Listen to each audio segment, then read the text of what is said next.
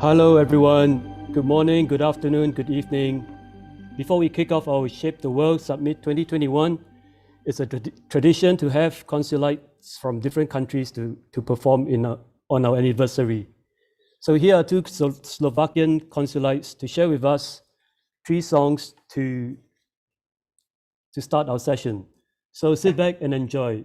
Thomas and Martin Sepp.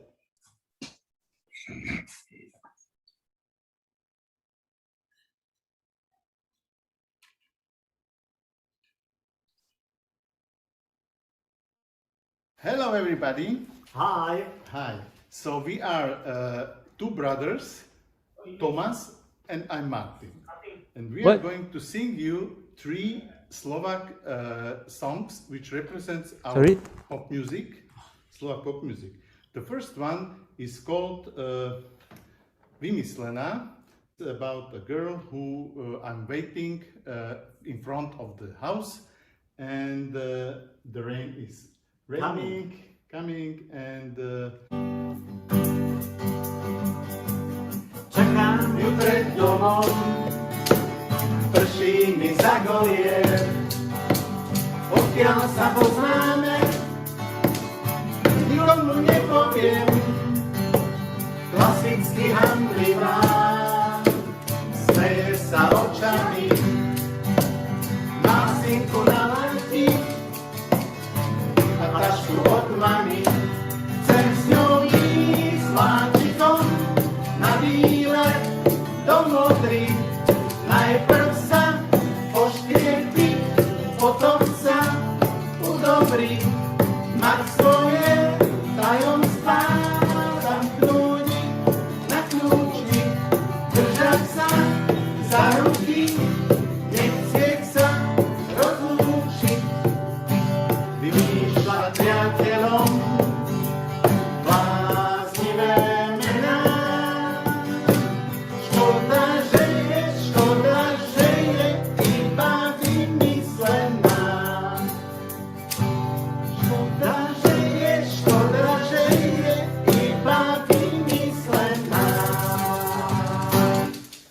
Yes, and the next song, the name of the next song is Smile. It's about importance of smile in our lives.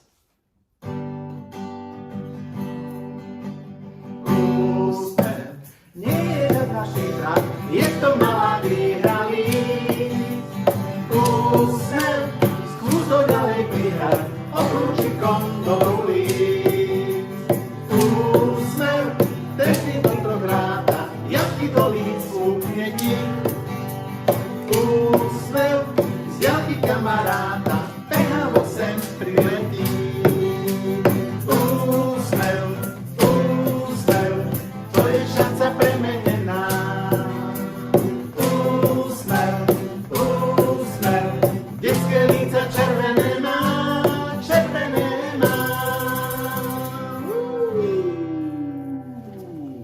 next song is about love. Love is with us here and everywhere. Kade kto súťaží o rýchlejší úder, vyvíja bez lásky, ťažko niekto zúrel. Po vode myšlienky zobrete do pestí. Hej, láska je tu s nami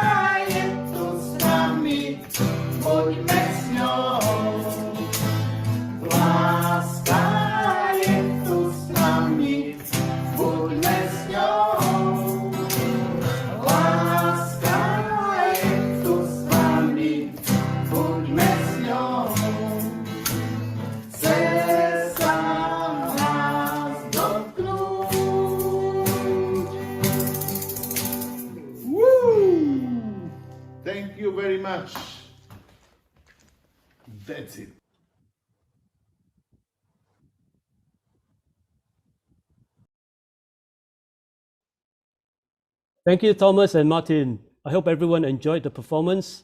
And now we have a 5-minute countdown to the start of Shape the World Summit 2021.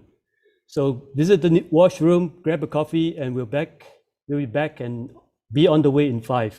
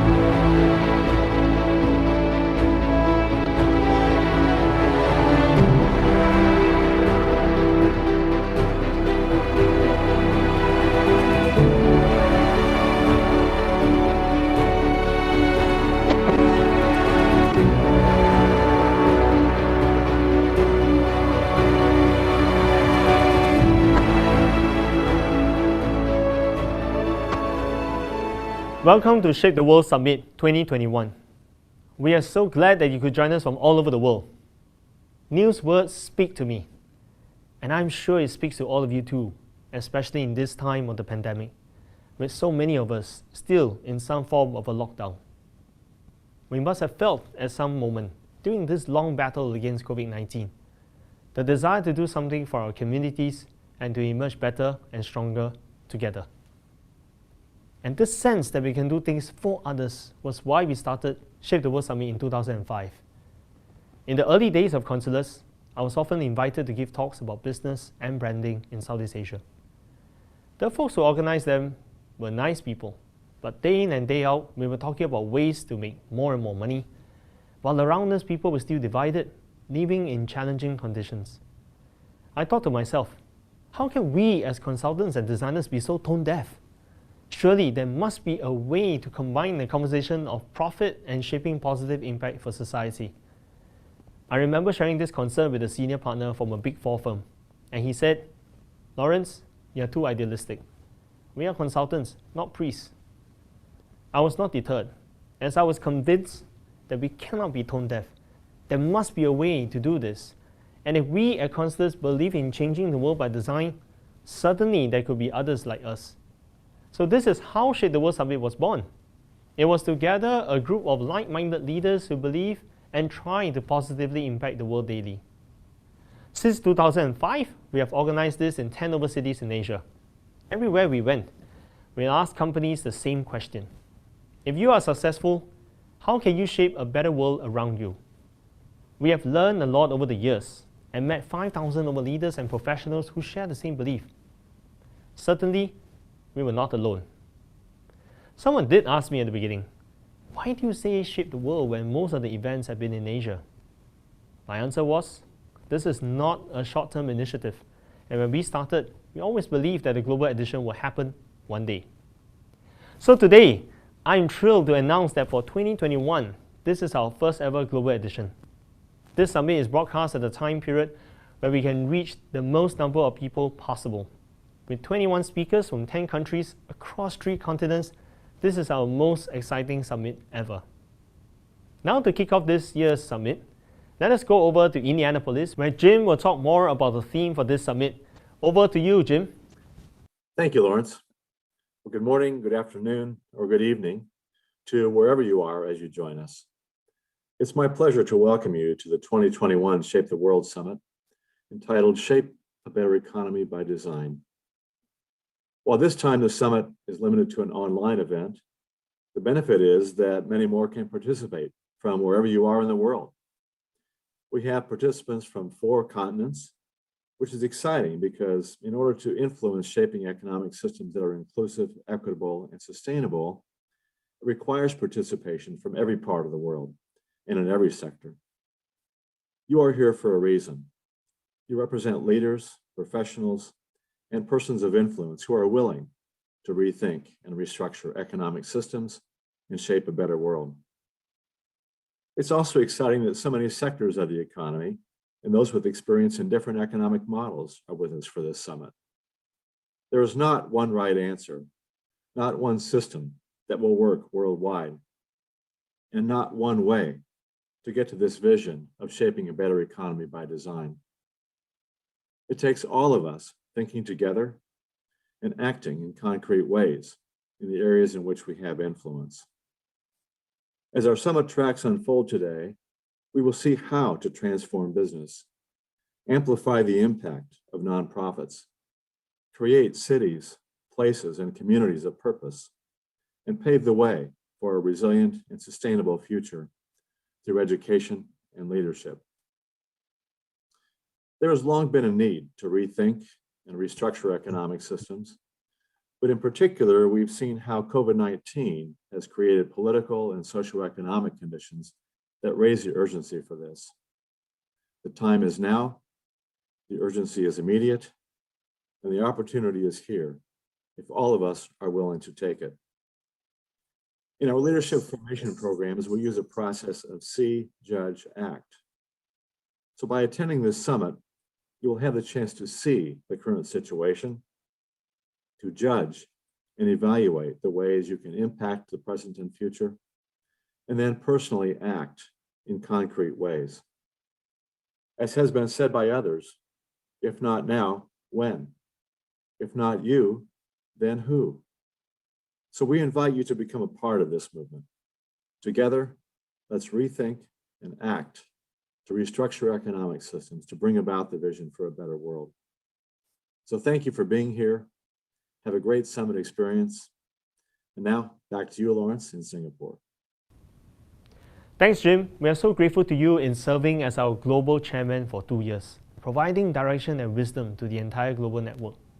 Finally, we can let you fulfill your promise to spend more time with your supportive wife, Trish. I'm so grateful you will continue to contribute our work in global leadership as an advisor. Today, I am pleased to announce that Jim will be our first Global Senior Fellow in Leadership. Thank you, Jim. Jim shared that there is not one right answer, not one system that will work worldwide, and not one way to get this vision of shaping a better economy by design. It takes all of us thinking together and acting in concrete ways in areas in which we have influence. This is so important, and that is why Shape the World Summit is a platform for all of us to learn from the different speakers who will be sharing with us a variety of ways to impact a better world in areas where they have influence. To begin, I'd like to share how Consulus intends to impact a better world through our work. 17 years ago, on the 21st of June 2004, Consulus was founded as a community of change makers in the consulting space. We believe as a community of consultants and designers, we can impact the world for good through projects and partnerships. Every year, whenever we gather for our annual meeting from all over the world, we review this purpose statement to see if we are on the right track. What we have observed in our work around the world during COVID-19 has affirmed our assessment pre-COVID-19 that a better economic system remains a challenge because of these 3 fundamental systemic challenges. There is a lack of trust at all levels of society. Without seeing the other as a dignified equal, it's not possible to share ideas and resources. The other deeper problem is a lot of the institutions are too caught up in their own self-interest and are not willing to change. This poverty of trust and institutions then leads to a poverty of systemic solutions that can connect with one another to enable positive change. Our theory of change seeks to overcome these three types of systemic poverty. First, management consultants help to shape global policy, boardroom decisions, and constantly seek to grow a large network of purpose-driven consultants or consultancies who will influence strategies and leaders to impact a better world. Second, over time, as a consulting practice grows big, it is unable to serve the enterprises in need. So while we continue to serve large enterprises, we have implemented a way for us to continue to finance the work we do for enterprises in need. Third, to influence the powerful, we have forged global alliances with like-minded institutions like those who have gathered today. And events such as Shape the World Summits allow us to connect like-minded partners to amplify impact. But even as we have done all these, we realize that we are not scaling up fast enough, and there are limitations with our current model. Because in our work, we have already been trying to help inspire our clients to change the world for good. Later on, you will hear about Mingxi and his incredible attempt to bring the world of musicians together through the Global Strings Federation, of which Consulus is an impact partner. Mingxi's company is a regular for-profit enterprise that is also seeking to bring the community to make positive change. But his example is not common. And we need to scale faster, we need to redesign our model to generate more companies like his, who do not only share in our belief, but is also doing something to shape positive change. So today, we are making the most significant number of changes to Consulus in order to scale faster and help to impact the world better. First, we have met a growing number of people who believe in Consulus' values and approach of shaping a better world through work, but will not or cannot be working with Consulus. Also, in working with clients, we have found many professionals who on their own are inspired to go the extra mile to change their environments. So today, I'm elated to announce that we will launch Shape the World Changemakers. Shape the World Changemakers is an affiliate network moderated by Consulus. It's for every changemaker out there in government, companies, non-profit organizations who believe in shaping a better world. We will organize Shape the World Circles every quarter where members can share about their impact projects, learn from like-minded individuals, more importantly, to discuss strategies, solutions beyond today on how to overcome poverty of trust, institutions, and solutions. Shape the World Changemakers can draw from the vast tools of Consulus on how to build trust and innovate new ways to bring people together for action. Changemakers can also choose to participate in the impact projects that Consulus is working on. We will provide all the technical support to organize this properly. It will take about a year to get to know each other. There will be a proper set of constitution. And I'm glad to announce that Paolo Frizzi, whom some of you know, has agreed to serve as interim moderator for Shape the World Changemakers until we elect the STWC committee next June 2022. Thank you, Paolo. To join, you will need to submit your own personal reflection and what you hope to achieve in terms of impact. Annual membership is $200.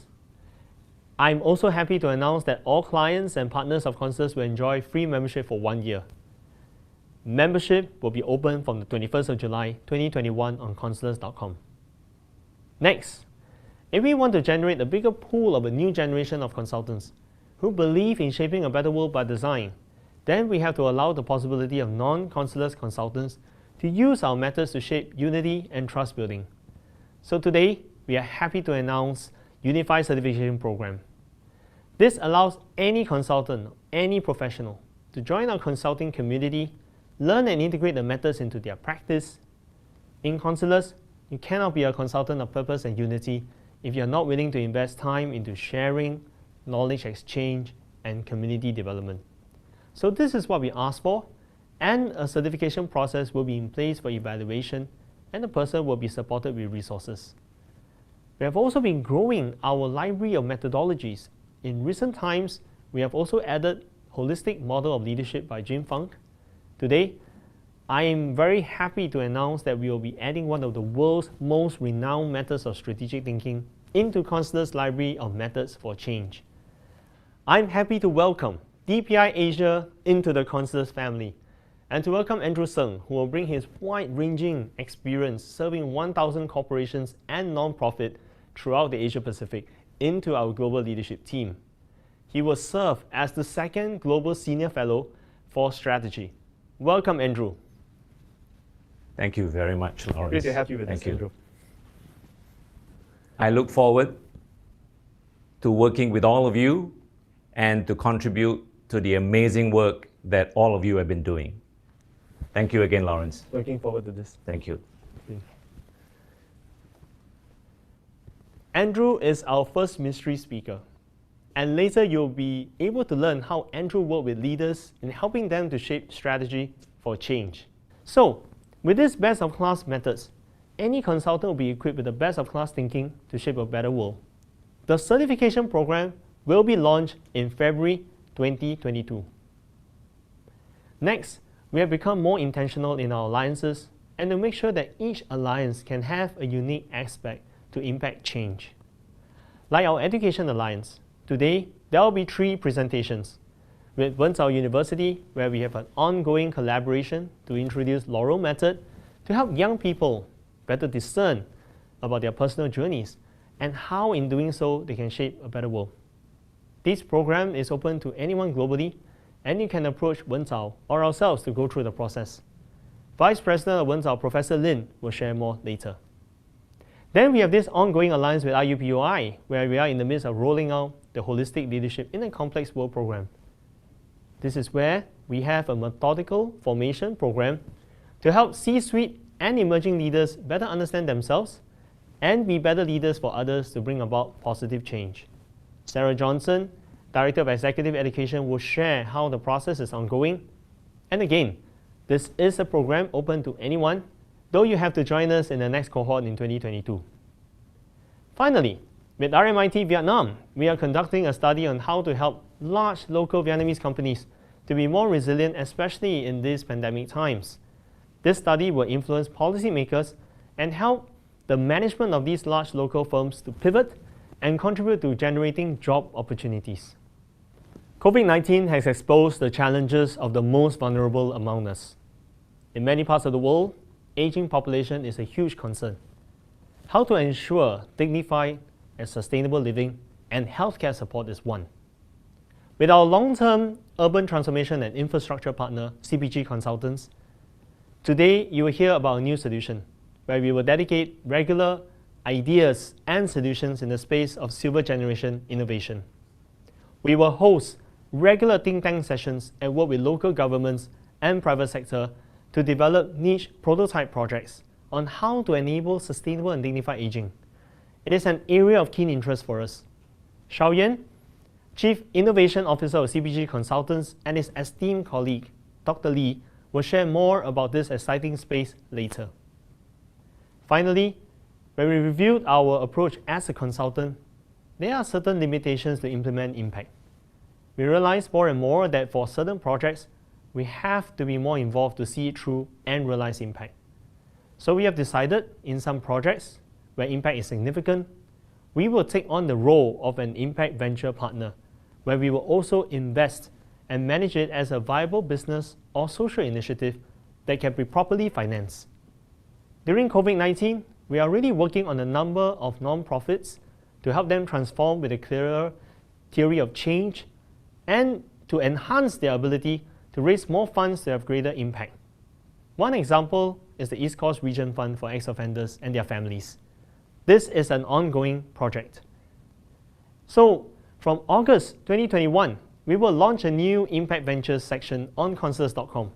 It will list all our impact projects worldwide, and you can choose to participate, contribute, or help in any way.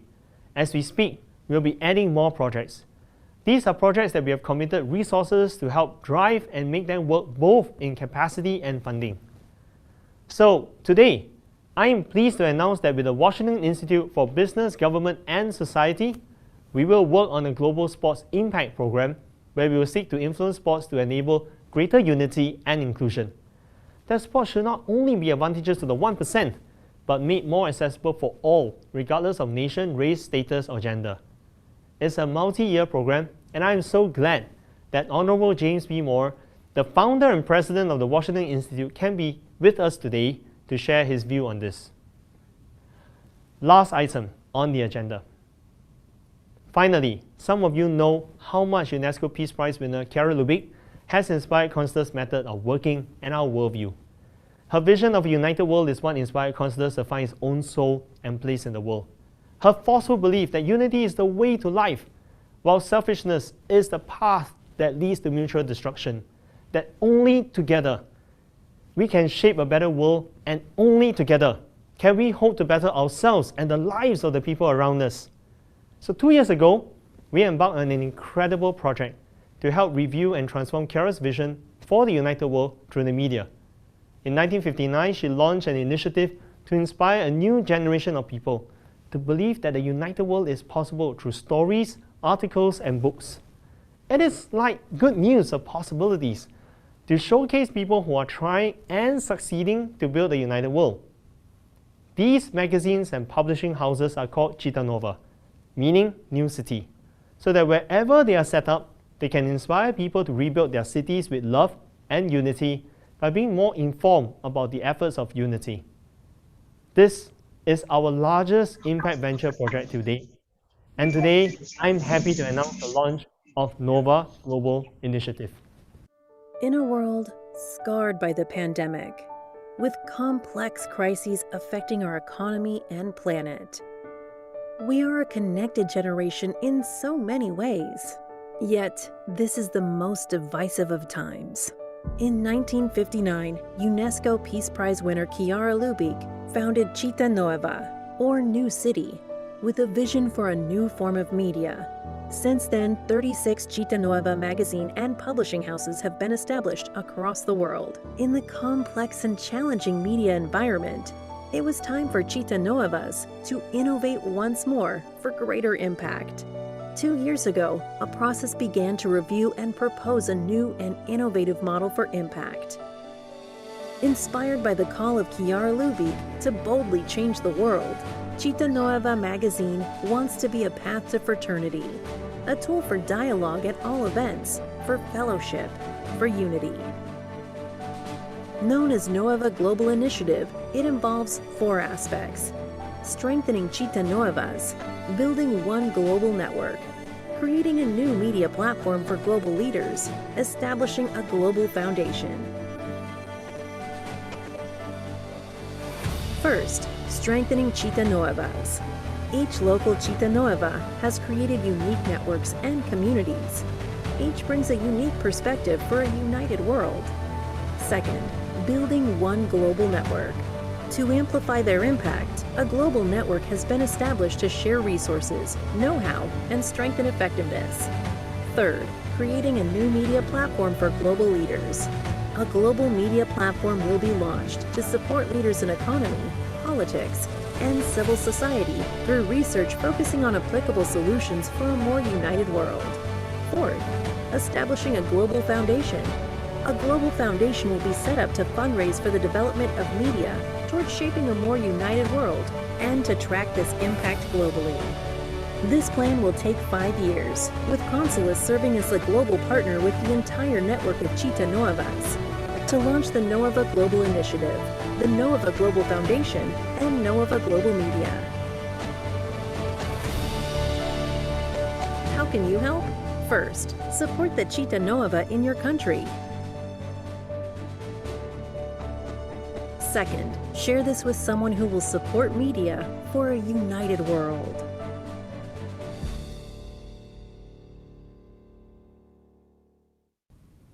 We hope you will join us in shaping a united world through the media. Through these new changes, here is our updated theory of change. Shape the world change makers. Unify certification, impact ventures. May we shape a better economy by design. Thank you.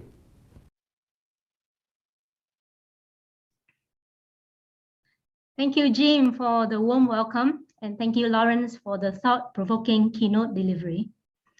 Hi, everyone. A quick announcement to the program. Due to unexpected matters, Mr. Paolo Frizzi will not be able to moderate our Q&A at the end of the summit. Instead, our chairman, Mr. Jim Funk, has agreed to take over and deliver the conclusion remark. Thank you, Jim, for agreeing to support. Now, I'd like to have the honor to invite all of us to have a group photo to remember this special moment. May I invite all of you to switch on your Zoom camera, put on your big smile, and my colleague at Consulus, Vincent Chi, will guide us further. Vincent, please. Okay, this will be a long one because we have a lot of us here. So now put on your beautiful smile and look at your camera, not the screen, yeah? So it will take a few moments here, so please bear with me. I will start now. Okay, look at your camera. 1, 2, 3. 5 more. 3, 2, 1. 3 more.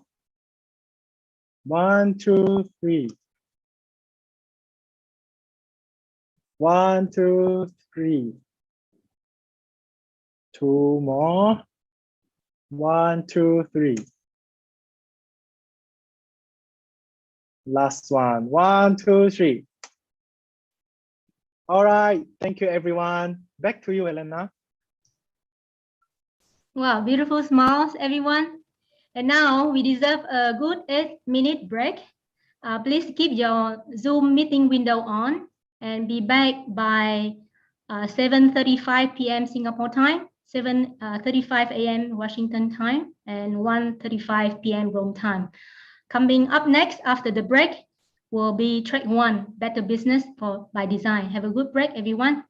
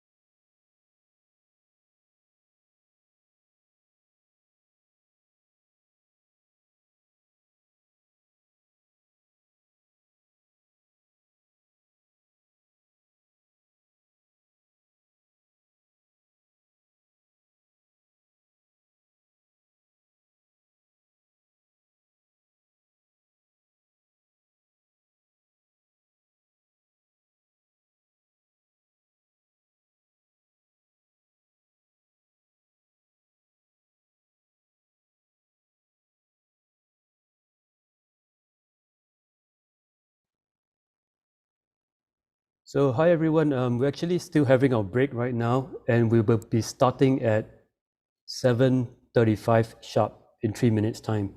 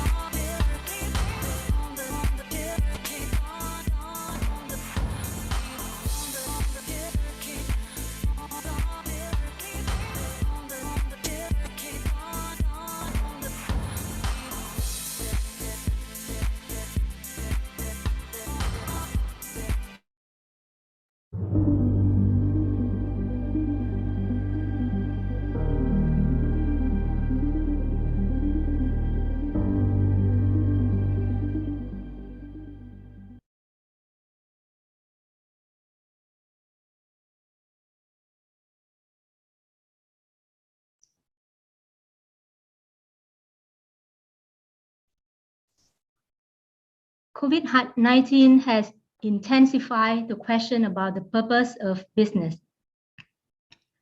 What the pandemic has shown to us is it will no longer be business as usual. Let me share screen.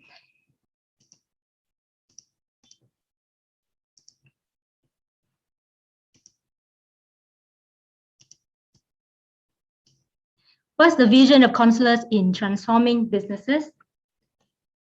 Been transforming companies and organizations since 2004. Our ultimate aim is to help companies to identify a purpose that they can believe in, to design and build an ecosystem that reflects purpose and unify the whole organization for action. For Consulus, it's possible, very, very possible to build a business that exists to contribute to the common good. Indeed, being aware of purpose will lead to deeper concern for society and impact. From our experience working with companies in 16 countries, despite of COVID-19 challenges, we have seen many of them continue to survive the present and emerge stronger because they show a clear commitment to impact and sustainability and make it possible to measure the impact through every decision, business decision, and daily operating activity. My name is Helena. I am the partner of Consulus Global and Managing Director of Consulus Vietnam. I'm proud to be recognized as a woman entrepreneur and an active social worker. Without further ado, let me introduce to you all our distinguished speakers for track 1, Better Business by Design. Coming from Singapore and government sector, Mr. Casper Ng, Deputy Director of Capability Planning, National Council of Social Service, will challenge us about charity and business. What is the strategic link for impact? Mr. Tong Ming Si, CEO of Tong Ming Si and President of Global Strings Federation, a Singapore-born violin restorer entrepreneur whose driving force is to help music lovers bring out the best in their instruments. He will share with us about the symbiotic link between profit and social impact and why it matters. After Singapore, we'll hear from Mr.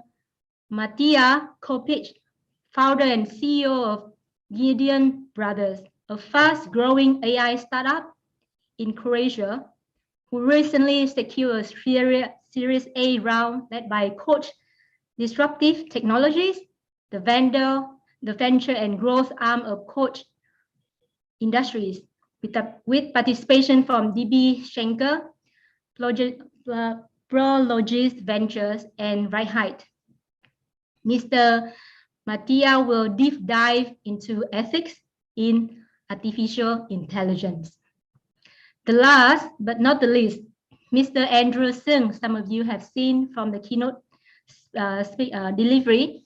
He's the founder and managing director of Decision Processes International Asia, who has just joined Consulus Global Network as our Global Senior Fellow for Strategy.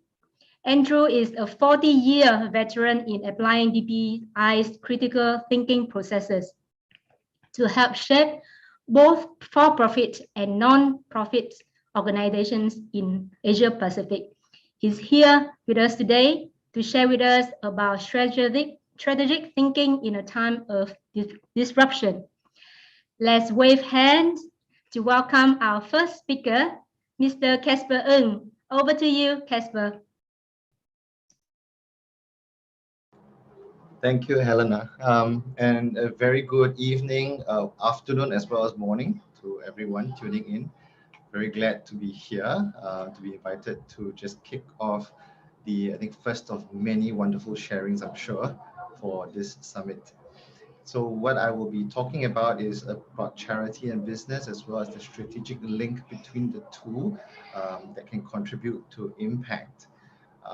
I would also be sharing from a very broad perspective. I wouldn't be diving deep into a lot of areas, but just to give you a flavor of the trends that we are seeing currently, but also from a very Singaporean lens. And the examples hopefully will also lend some food for thought in terms of how you might be thinking of how you want to link charity and business within your own spheres of influence, as well as also in your own country. So without further ado, let's jump straight in. I'll begin by sharing in terms of how the social service landscape in Singapore, in a very brief way, or the challenges that they face, and what some of these are. So Singapore, contrary to some people's beliefs, I mean, sometimes when we go to different countries to share about Singapore's social challenges, people tend to ask, you mean Singapore has got social issues? Yes, we do. And right at the foremost of these social issues, our declining population and also our aging population. As you can see, by 2019, we already have 1:4.5. One young person that is 4.5 older persons. And this is actually slated to decrease even more by 2030, where we are expecting that our elderly population will hit a size of 900,000. And that would also put a strain on our caregiving, simply because by 2030, we are looking at one caregiver to 2 older persons. And that would actually be quite a burden on society, as well as on the population as a whole. And that leads very much into a study that we have done in the past couple of years into the caregiving space in Singapore. And because of the declining population, exacerbated by other social issues as well, we see that caregivers are playing more of a multiple caregiving role, maybe not only just to the elderly parents, but also perhaps to the children. By and large, the parents are caregivers of their children, and this sometimes could be made worse by, if they have to care for children with disabilities and so on and so forth. And disabilities is a very important area in Singapore as well. While Singapore does have a strong support system for persons with disabilities in the early stages of their lives, right through to the age of 18, there is a bit of a cliff effect from the age of 18 onwards, where they reach adulthood, and our aim is to try to get them to be as independent as possible. But a lot of the support mechanisms that are in place currently is still not really able to capture the large population of persons with disabilities as they transit out into adulthood. So these are also some of the key challenges that we are currently seeing in Singapore. And that really relates to, how might we improve the quality of life for adults with disabilities in Singapore. And this is a perennial issue that couples together with the aging issues that we face. And this also adds another layer of strain to the Singapore social care system. Just very quickly, we are seeing an increase of persons with disabilities, especially in the younger children, the preschoolers, and especially also in the autism spectrum disorder area. So this is something that we would have to address as they continue to grow up and have a longer term effect on the social care support system. What is more recent that we have found is that there is an earlier onset of dementia that seems to be taking place in Singapore. And even as young as in the 40s, I've heard of cases of them being in the 30s, actually getting dementia. And this is a very worrying trend, because dementia, as we all know, is not a reversible illness at this point in time, until perhaps we can find a cure for that. But as long as it remains incurable, and so long as it remains a detrimental long-term illness, then it is something that we really have to keep an eye on. COVID itself, as the past 2 years have shown, has also brought a toll about to society at large. Most societies are facing those issues. So in terms of the financial issues aside, we are also seeing that mental health is taking a beating as a result of COVID. In the social service sector, particularly in Singapore, we are seeing a dearth of capacity building. And that's exactly the role that I play in the National Council of Social Service. So the graph that you see, the web graph that you see, is actually a very recent study that has not been published. So you have the first sight of that, of the current organizational effectiveness scores in 2020 or 2021 to be more precise. And we can see that there is a slight growth or slight improvement from the scores in 2018, but we are still seeing it as a very, very small growth factor. Of course, being charities and being social service agencies that deliver services, social services to their clients, service quality is one of their stronger areas. Together with strategy in terms of how they might be able to reach out to more people and how they might be able to grow themselves to reach out to more people. But we are seeing that fundraising continues to be a very, very critical area of need for capacity building for the social service sector. On top of that, we are also seeing the innovation and collaboration of how social services may leverage on technology, may leverage on innovation to deliver their services better. These are still areas that require a lot of improvements. And let's take HR as another example. Currently, the social service sector employs about 17,000 people to run the services, to run organizations. But we are also seeing a leakage of these talents, the lack of retention of these talents. So if you can refer to the graph that is below, is one of the studies that we have done in the people practices within the social service sector. And you can see that overall, the scores that the social service sector has in their people practices, it's still much lower than what a Singapore small medium enterprise would actually be having as well.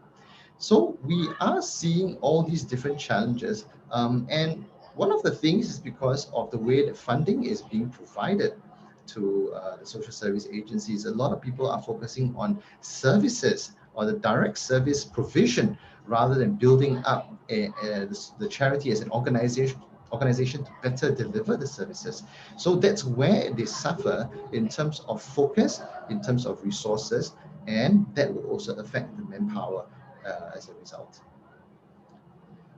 What is exacerbated even more is the fact that, as you can see, this is basically the graph of the trends that has been for the past 6 years, from 2012 to 2016, and that we can see how government grants that goes to funding social services has actually been on the rise, almost like a 45-degree rise.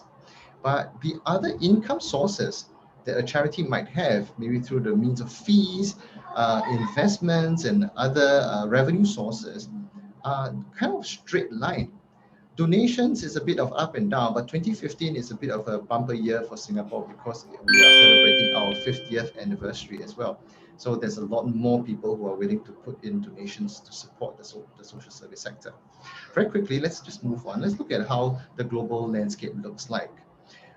We do see that there is a lot of focus in the ESG, in particularly on the environmental area. And this is taken from the World Economic Forum Global Risk Landscape. From 2020 to 2021, to be honest, environmental risks still rank quite high, although societal risks are coming to the fore, perhaps as a result of the COVID situation. But we do see that not all is lost on the social. There is a silver lining, especially since actually the past few years. We see the introduction of the UN 17 SDGs in 2015. We see the Singapore Stock Exchange mandating reporting of sustainability reports for the companies in 2016. We have also seen the Business Roundtable statement that came about in 2019 that transits the commitment from shareholders to stakeholders and to support more communities.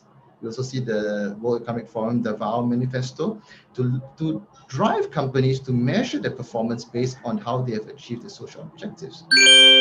In Singapore, there are a number of companies that have actually done so in terms of looking more at the social. So Marina Bay Sands employs persons with disabilities. The Soup Restaurant Group, which is also a listed company, has spun off a company to employ persons with who are ex-offenders as well as persons with disabilities as well. And we're looking at a coffee company, which is a social enterprise that reaches out and helps vulnerable women, having been certified as the first Singapore B Corp in Singapore. Very quickly, I move on to the role of social enterprises because I think they form a very important part of the ecosystem. So we are looking more and more to see more and more social enterprises coming up in Singapore, and with charities also taking up the mantle of setting up social enterprises. Really, the idea is that once you have a solution for social challenges, your aim is to create surplus so that it can create greater impact. And the social enterprise is also a very key partner in the people, private and public partnerships in terms of how they might be able to drive more impact creation that is less reliant on government funding or public donations. This is just really an example of how social enterprises in Singapore have worked together with different corporates, whether it's through the integration of social enterprises in the procurement and supply chain for corporates. I've talked about the spinning off of a social enterprise subsidiary by the Soup Restaurant Group. Companies can come in very strongly in the last two areas as well, where they not only just provide funding, but provide in-kind and skill sets to help charities build their capability.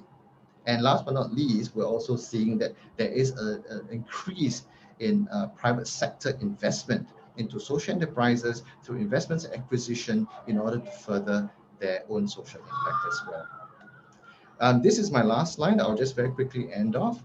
I just want to show you the different roles that various bodies can play.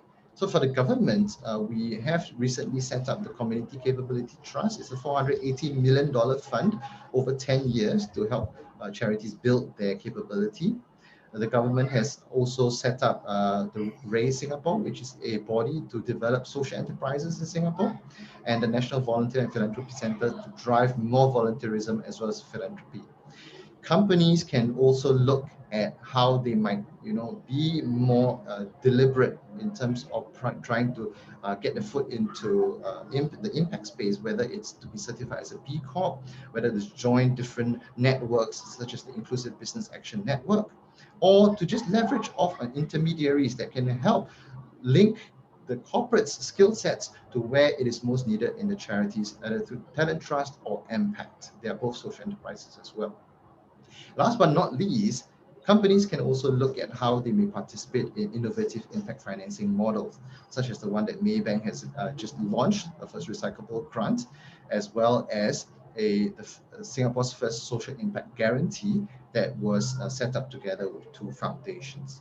So hopefully whatever that I've shared today will just be nuggets of food for thought that will set the night and for you to take ahead in your deliberations of how you might want to design social impact together with the companies.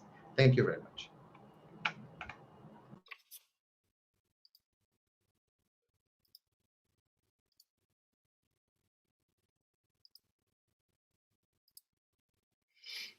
Thank you, Casper, for your insight from NCSS. In my opinion, I think that the work that you have done, I consider you as one of our unsung heroes during times like this. Anyway, my name is Ming Si, President of Global Strings Federation and MD for Tong Ming Si. For the last 17 years, I've been running a violin business in Singapore. So this is my retail shop, which I meet many people who eventually form our network for Global Strings Federation. This is my personal workspace, and it is here we restore prized violin and make 300-year-old violin sound wonderful again. My topic today is the symbiotic link between profit and social impact. There is a Chinese saying, 有钱出钱，有力出力, which means if you contribute if you have the wealth, otherwise contribute by physical action if you don't have enough money. We think we have both our feet that we needed to fund our social causes with our profit, as well as create the impacts with our hearts. Our foray into community was of trial and error. Deep down, we know there is a symbiotic relationship between business and community. We know that we need to give back to the community before we can make more. In our case, we tried to give back in different ways, from giving lessons through our CSR program to the underprivileged, to giving many types of talk, from maintenance to investing in violin.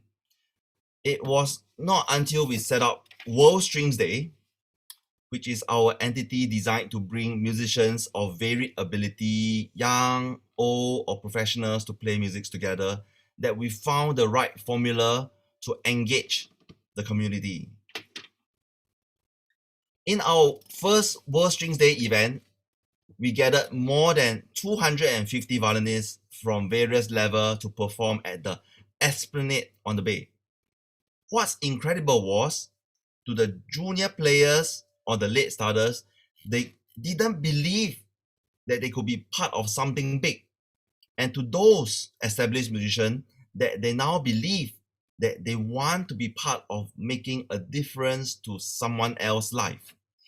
It was this new sense of belief that we know this is the correct formula to take a business forward. There are three things that we need to highlight in organizing our activity. 1. Impact the musicians through purposeful activities. 2. Unite the musicians by making music accessible. 3. The most important is to make music fun. Moving forward from World Strings Day, we have accumulated a network of more than 10,000 musicians, and we needed to redesign ourselves for its good use. First, we have teachers whom are our stakeholders, and they would always be interested to find opportunities to let their students perform, which therefore maintain their interest. Then we have those late starters that will jump at any opportunity and also come forward to help. Last, the established musicians who always come in to act as an anchor to our events. All these connections maintain a strong stickiness with our clients. With such resource, we created Global Strings Federation with aim to create platforms that serves to bring the music communities together. We can take this idea on a larger scale and impacting communities systematically yet structured with the involvement of more stakeholders through musicians, families, audience, to the society at large. With a collective force, we can then enhance music education and make available resources for personal development and innovations. In our inaugural Global Strings Federation webinar, we brought together the Dean of Yongsu-Do Conservatory of Music and the founder of tech company Southeast Asia Music Academy, and each spoke passionately about how COVID-19 had impacted the music community and how each of them has a working plan to re-strategize and revitalize the music scene.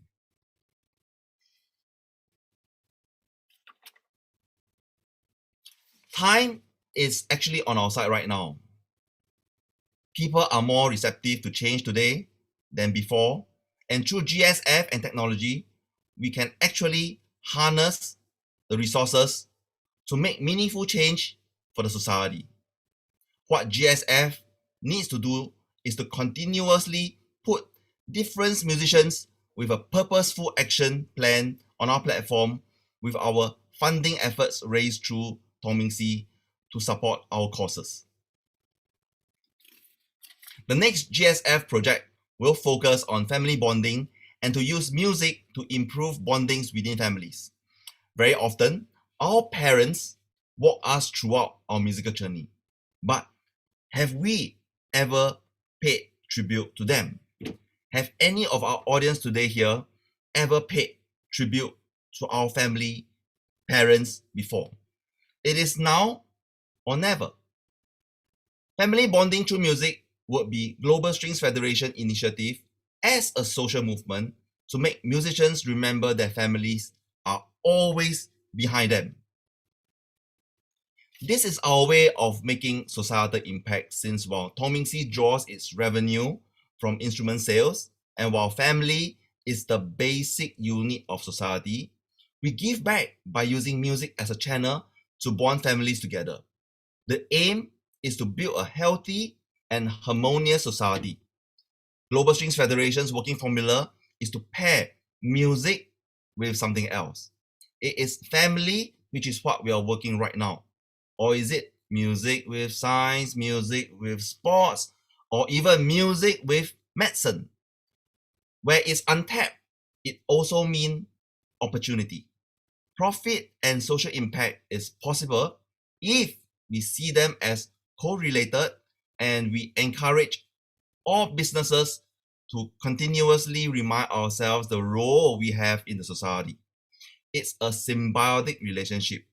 If you also believe in using music, it is a very useful tool to incorporate in your business to take it to the next level. Thank you very much.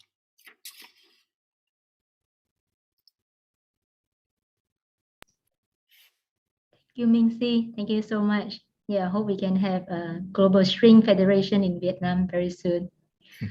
Yeah, let's invite Mattia.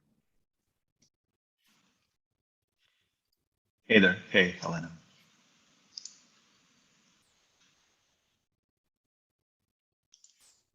Okay, can you guys see my screen? Yes. Awesome. Yeah, so hello everybody from Croatia. I was given a difficult task of trying to decipher what artificial intelligence is, or what ethics in artificial intelligence is all about. And I think in the next couple of minutes we can just simply scratch the surface. There's so much to unpack here. It's such a wide and deep topic which goes far beyond technology. Our company is developing. It is a societal discussion. It's a philosophical discussion. It's a religious discussion. So, but we're going to focus here today on several major elements I believe we should at least be aware of, so that we can start a fruitful global discussion around the topic. And I think that the discussion we're having on this topic globally is just starting. So there's still time to get included, to get involved, and I think it's our mutual responsibility to get involved. So when kind of if I want to leave you with one very simple idea, one very simple thought behind this discussion, ultimately it's a discussion of a relationship between a man and a machine, right? That's what we're talking about here. And I think you all need to understand that bias is inevitable, that we are dealing with technology. We're dealing with a creation of a man here. And you might think that everything we create, including technology, including artificial intelligence specifically, might be a neutral thing, but it's not. That is my profound belief. Ultimately, it's not, because people who create these things are not neutral, right? So it's like with money as well. You can use it for good and bad things. And some of the major kind of implications or everything around this topic really comes back to humans. I think we should focus on people.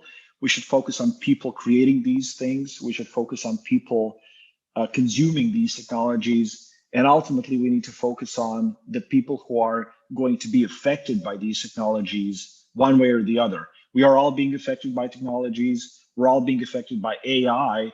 We're all, without us knowing that or understanding that, we are going to be either benefiting or suffering from the mass adoption of these technologies. So that's what I want to share with you guys today. That's what I want to just like shed a little bit light on today.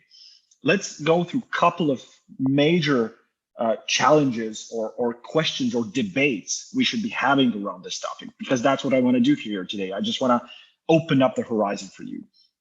I think the first and probably the biggest topic we're kind of all hearing about nowadays is, hey, whether the robots are going to take all of our jobs, right? And what happens after there are no jobs left, right?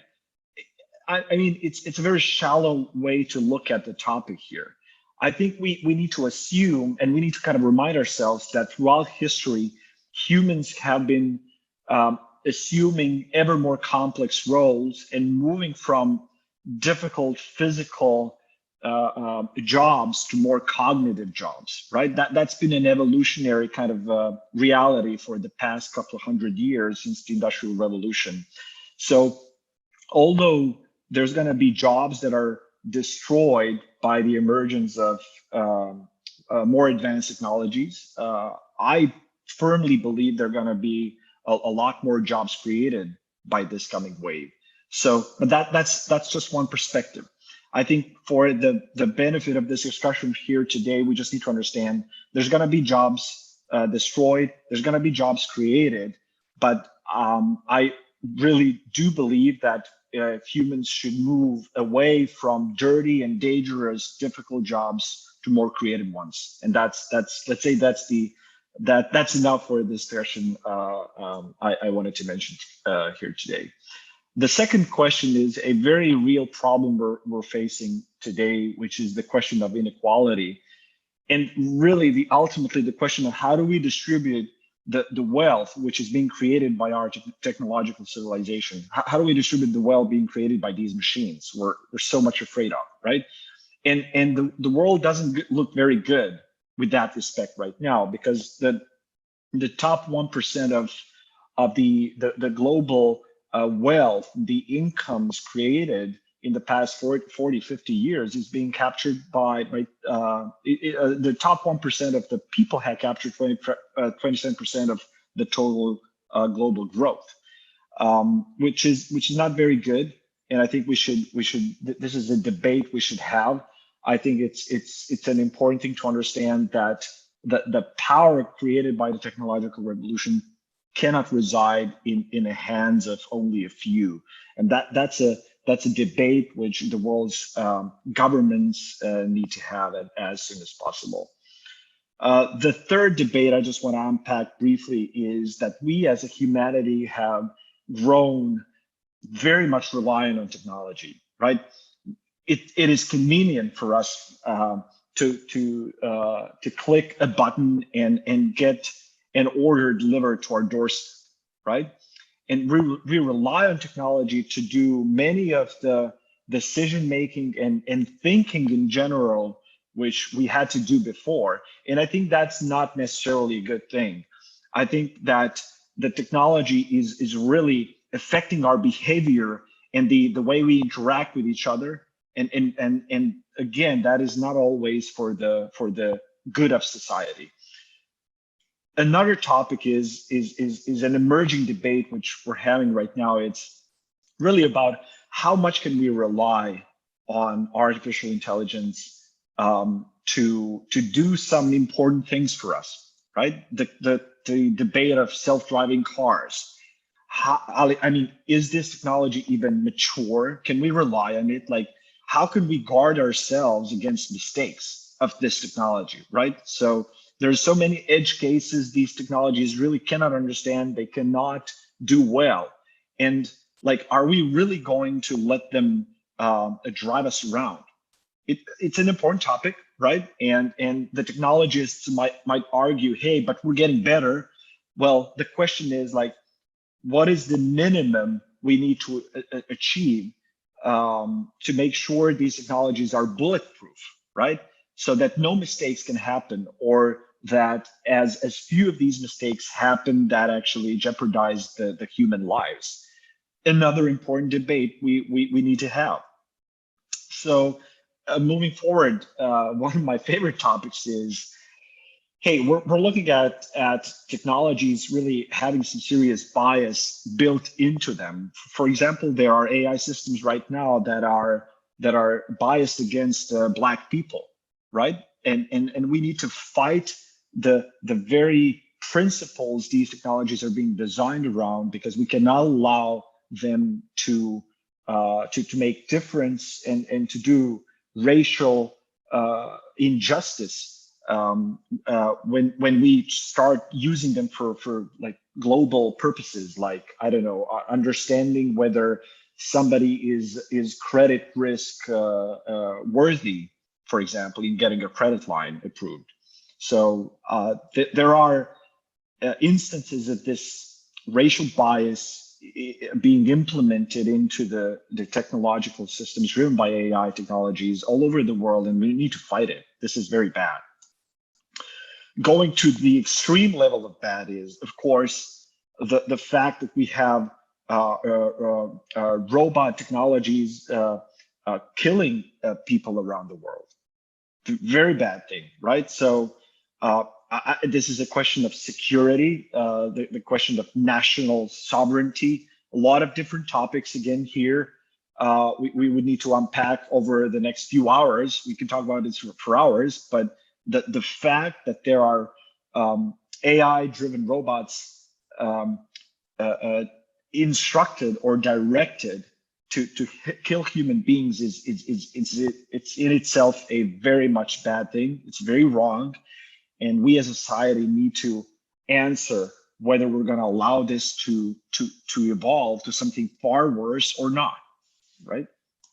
And then I would maybe just wrap this up with the ultimate question, right? Whether ultimately there's going to be a robot or an artificial intelligence system which is going to be more powerful than we humans are, right? So there are certain technologists that project that somewhere in between 2040 and 50, there's going to be a super intelligence emerging that's going to be more powerful and which is going to have more computing power than all of the human brains on the planet combined. What happens then, right? So why is this important? Is this actually a kind of philosophical myth, or is this actually technically possible? Like, I mean, however we approach this topic, like I think the most important question we need to be asking ourselves is, how do we, if this happens, like, how do we remain in control of this complex intelligence system, right? So how do we remain in control? How do we design it so that this technology is always working in the benefit of the human society, for the good of humanity? That's an important question. So just to wrap this short introduction, this short overview up, what you need to be aware of is that the bits and pieces of what I described to you today, these discussions are already happening. They're happening all over the globe. Humanity is trying to kind of systematically approach these discussions on the levels of governments, academia, private sector, public sector. And I think you need to understand that there's been a lot of progress on achieving a common ground in respect how do we answer these challenges. And this group also should get involved. If you're not involved, get involved. Reach out to me or reach out to Consulus and try to understand how can you contribute to this discussion, because again, this discussion needs to happen on many different levels. It needs to be approached from many different angles. And I think we should all collectively participate in the debate. And just kind of to wrap this up from my own personal kind of angle, I'm one of the co-founders of a company building warehouse mobile robots, basically assisting humans in complex manufacturing and warehouse operations, transport heavy cargo. That's what we do, right? So just try to understand the context I'm in right now. There's just like a few thousand of these machines being built globally and deployed globally on an annual basis. And within 30 years, there's going to be 50 million of these swarming our warehouses and manufacturing plants. So going from a couple thousand to 15 million in 10 years, that's the reality we're facing, right? That is where we are. That is what we need to deal with. That's what we need to face. So again, you're all welcome to participate. I don't think this should be all up to us technologists to solve. We need your help. We need help from everybody to direct this discussion for the benefit of humanity. And quite excited to see how this group actually starts tackling these debates. Thanks a lot.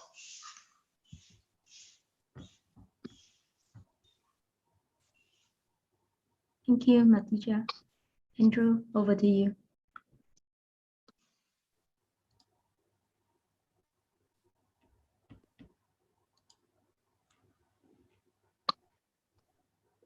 Well, greetings wherever you are, Consulites, ladies and gentlemen.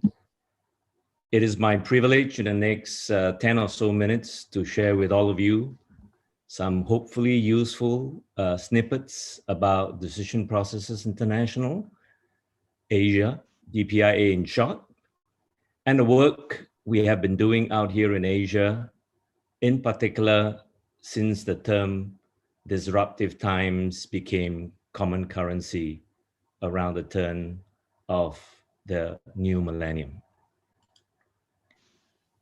DPI was founded over 40 years ago, simultaneously in North America and the UK, with the explicit purpose of helping leaders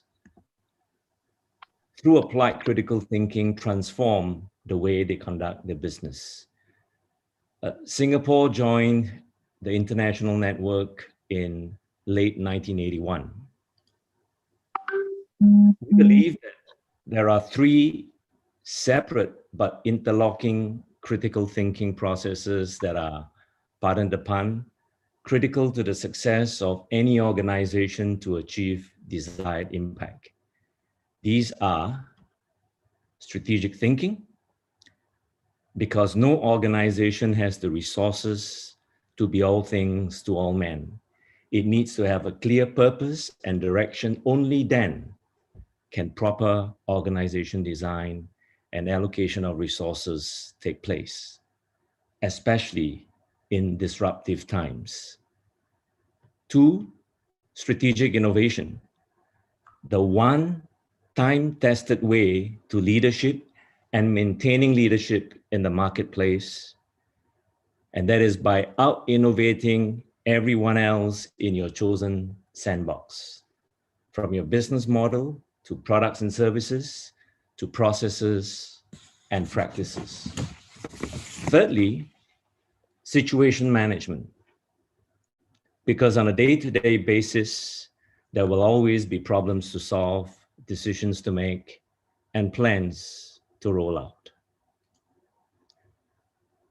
Unlike most other professional services firms, we at DPI take a facilitation-based, pure and simple process approach where the client takes ownership of the input into the process and the output of every project. The often heard refrain of the client not implementing what the consultants recommend does not quite apply to us. Since 1982, we have been blessed to have trained and shaped the thinking of over 30,000 leaders and some 1,000 organizations in Asia. These organizations are small and medium enterprise, SMEs, large corporations, and nonprofits. How have we been going about it? Here are our 3 guiding principles. First and most important, pick your clients as carefully as your clients pick you. 2, start at the top with leaders with the capacity, the conviction, and the capital to shape change to achieve desired impact. And thirdly, specific to working on strategic projects in disruptive times, no less, the rallying cry is not about strategic supremacy any more than it is about relevance, distinct relevance, a concept that I crafted some 15 years ago. What you may ask is a distinctly relevant entity is one that is out there shaping society by fulfilling unmet or underserved needs in a manner that is different in appropriateness, in superiority and sustainability, and which changes the overall landscape in a positive manner. In Consulus speak, a distinctly relevant entity is one helping to shape the world for the greater good. Allow me now to quickly share with you 2 examples of the many organizations that we have impacted, that I'm blessed to have been involved with in a leading role, one, a large corporation, and the other, a nonprofit. Both these examples are organizations operating in rapidly changing or disruptive environments. Lee Kum-kee is a household name worldwide. Here was a truly global corporation founded in 1888, privately owned, inventor of oyster sauce, the largest Chinese sauce company in the world. When we were introduced to them by a Lee family member while helping to shape their healthcare business in China, the day-to-day management of the group had already passed on into the hands of the fourth generation. Our engagement was a multi-year, multi-technology one that called on our entire suite of critical thinking methodologies, beginning with a strategic review using our strategic thinking methodology, then strategic product innovation, and eventually situation management.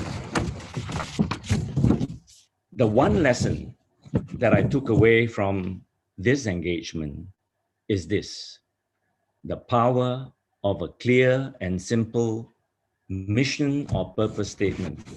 In their case, of promoting Chinese cuisines worldwide.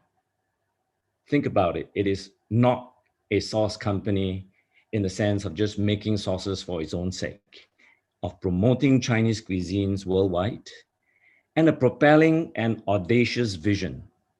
When we first arrived on the scene, their vision was, where there are Chinese, there's Lee Kum-kee. When we left, it was, where there are people, there's Lee Kum-kee. My second example is Assumption Pathway School, or APS in short, from the nonprofit world. APS is a specialized school with a history going back to 1938, when it was a trade school providing vocational training. Changes in Singapore in the vocational and training landscape in the late 1990s and early 2000s resulted in the need to revamp and repurpose the forerunner of APS, which at the time was the only vocational institute left on this island. A small group of us came together from around 2007 to begin the work of repurposing what became known as Assumption Pathway School, APS. I'm humbled to have one of the names I had proposed for the school eventually accepted by the higher-ups, who have led the curriculum work group during the conceptualizing phase.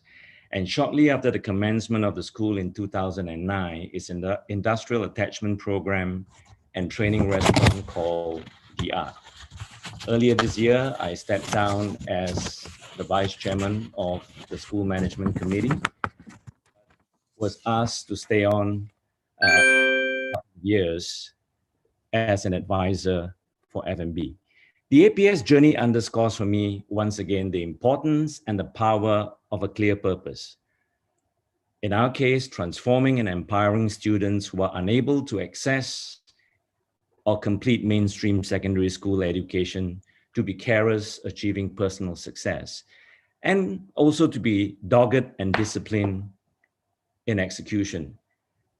And these are the three trusts that we employ, three very simple trusts of creating a safe environment for the students to grow, to learn, nurturing individualized growth, and working with other stakeholders in the community. Lastly, the question that must be on your lips, friends from around the world: how did this marriage happen with Consulus? What's the background? Well, I first met Lawrence around 2014, 2015, discovered we both went to the same educational group. Further conversations, we discovered that we both share this desire to shape a better world. And over several conversations further, it became apparent that the synergy of our capability, our tool set, would have greater impact on project outcomes. So here we are today. I know that I didn't do justice to the attention you've given me with the 10 minutes that I have to get into at the mezzanine and the deep dive level, the unique methodologies that we have. But let me say in closing that in the weeks and the months to come, I look forward to sharing with Consulites about our unique suite of critical thinking methodologies and to augmenting the amazing work that all of you are doing to shape a better world for the greater good. Thank you and God bless.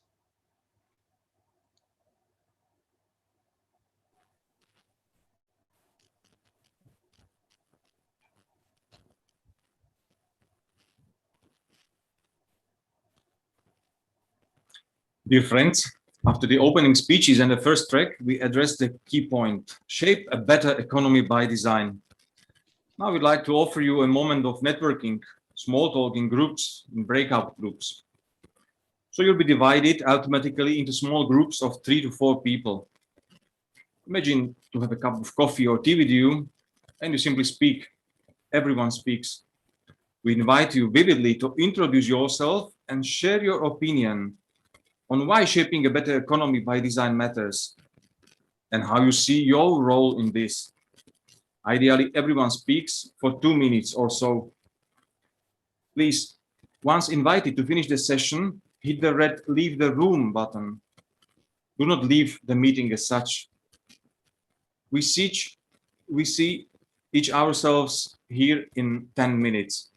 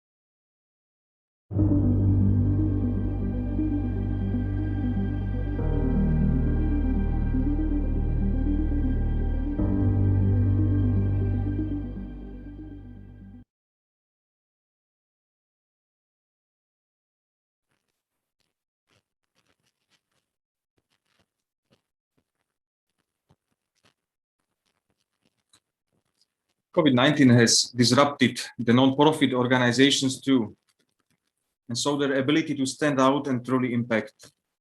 And yet, in this moment of the pandemic, we need more of their good work, not less. So what's our vision at Consulus in transforming the non-profit sector? In the previous track, we've seen how businesses who were able to discover their purpose while becoming human-centric gain an extraordinary ability to create and innovate for the common good. So what about the world of humanitarian causes, the domain of foundations, governmental, non-governmental organizations, and non-profits, big and small, local, regional, and global? We have seen that in this time of the pandemic, it is the time to accelerate their ability to impact change. Priorities have changed radically, and in these pandemic times, there is a refocusing of attention on more essential, connected, and targeted projects. Nonprofits face the challenge to be more precise in their purpose and mission, to define better the impact of their actions and initiatives. If not, they run the risk of irrelevance. It also appears that there is a major shift and increase in the importance of the role of private sector participation with non-profit and non-governmental sectors in addressing local and global challenges, whether is it economic equity or climate change. At Consulus, we see that the need to bridge the synergy between private enterprises and non-profits for social innovation. We see the need to create practical platforms to help curate partnerships between non-profits and grassroots communities to make their activities even more adaptable, yet sustainable and scalable. And we want to accelerate the trend where corporate social responsibility is less a marketing activity and move it towards a phase where it becomes an essential aspect of businesses, where the talk of corporate social responsibility is replaced by the new term which we coined at Consulus, which is the symbiotic corporate impact. Those companies see that by shaping economic equity, planetary sustainability, and social inclusion, they are shaping a viable market economy for themselves too. My name is Ten, and I'm serving as Consulus Country Director for Slovakia and Regional Director for Europe. Let me now introduce to you all our distinguished speakers for Track 2, Better Causes by Design. Firstly, Honorable James P. Moore, Jr., founder and CEO of the Washington Institute for Business, Government, and Society from the USA. He'll be talking about making an impact in business, government, and society. We are particularly delighted to have him here with us. Mr. Moore has had a long and distinguished career in the US government. He was nominated by President Reagan and confirmed unanimously by the US Senate to serve as US Assistant Secretary of Commerce for Trade Development. For now, let me just ask you, do you know what the Washington Institute has in their "What We Do" statement? I personally couldn't believe it as I found it out. It says, shaping the world together. How amazing. Right after him, in a panelist discussion, we'll be talking about the ambition to shape a united world through the media. I have the pleasure to present to you three key persons representing the Nova Global Initiative, the media initiative for a united world inspired by the legacy of UNESCO Peace Prize winner Chiara Lubich. Coincidentally, this year marks the 25th year since she received the award of UNESCO Peace Prize. We have with us Mr. Federico Vescovini. He is the chairman of Nova Global Initiative, himself being a successful Italian entrepreneur of 20 years serving as general manager in the Italian automotive company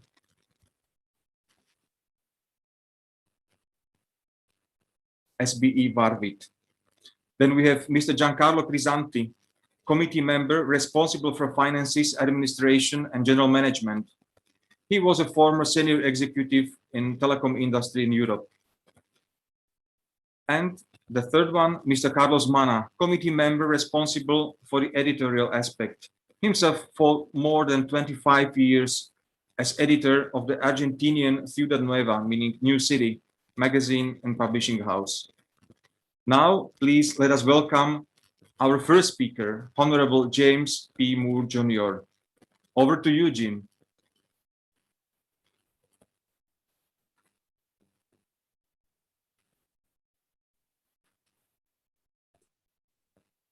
Jim, you're on mute, Jim.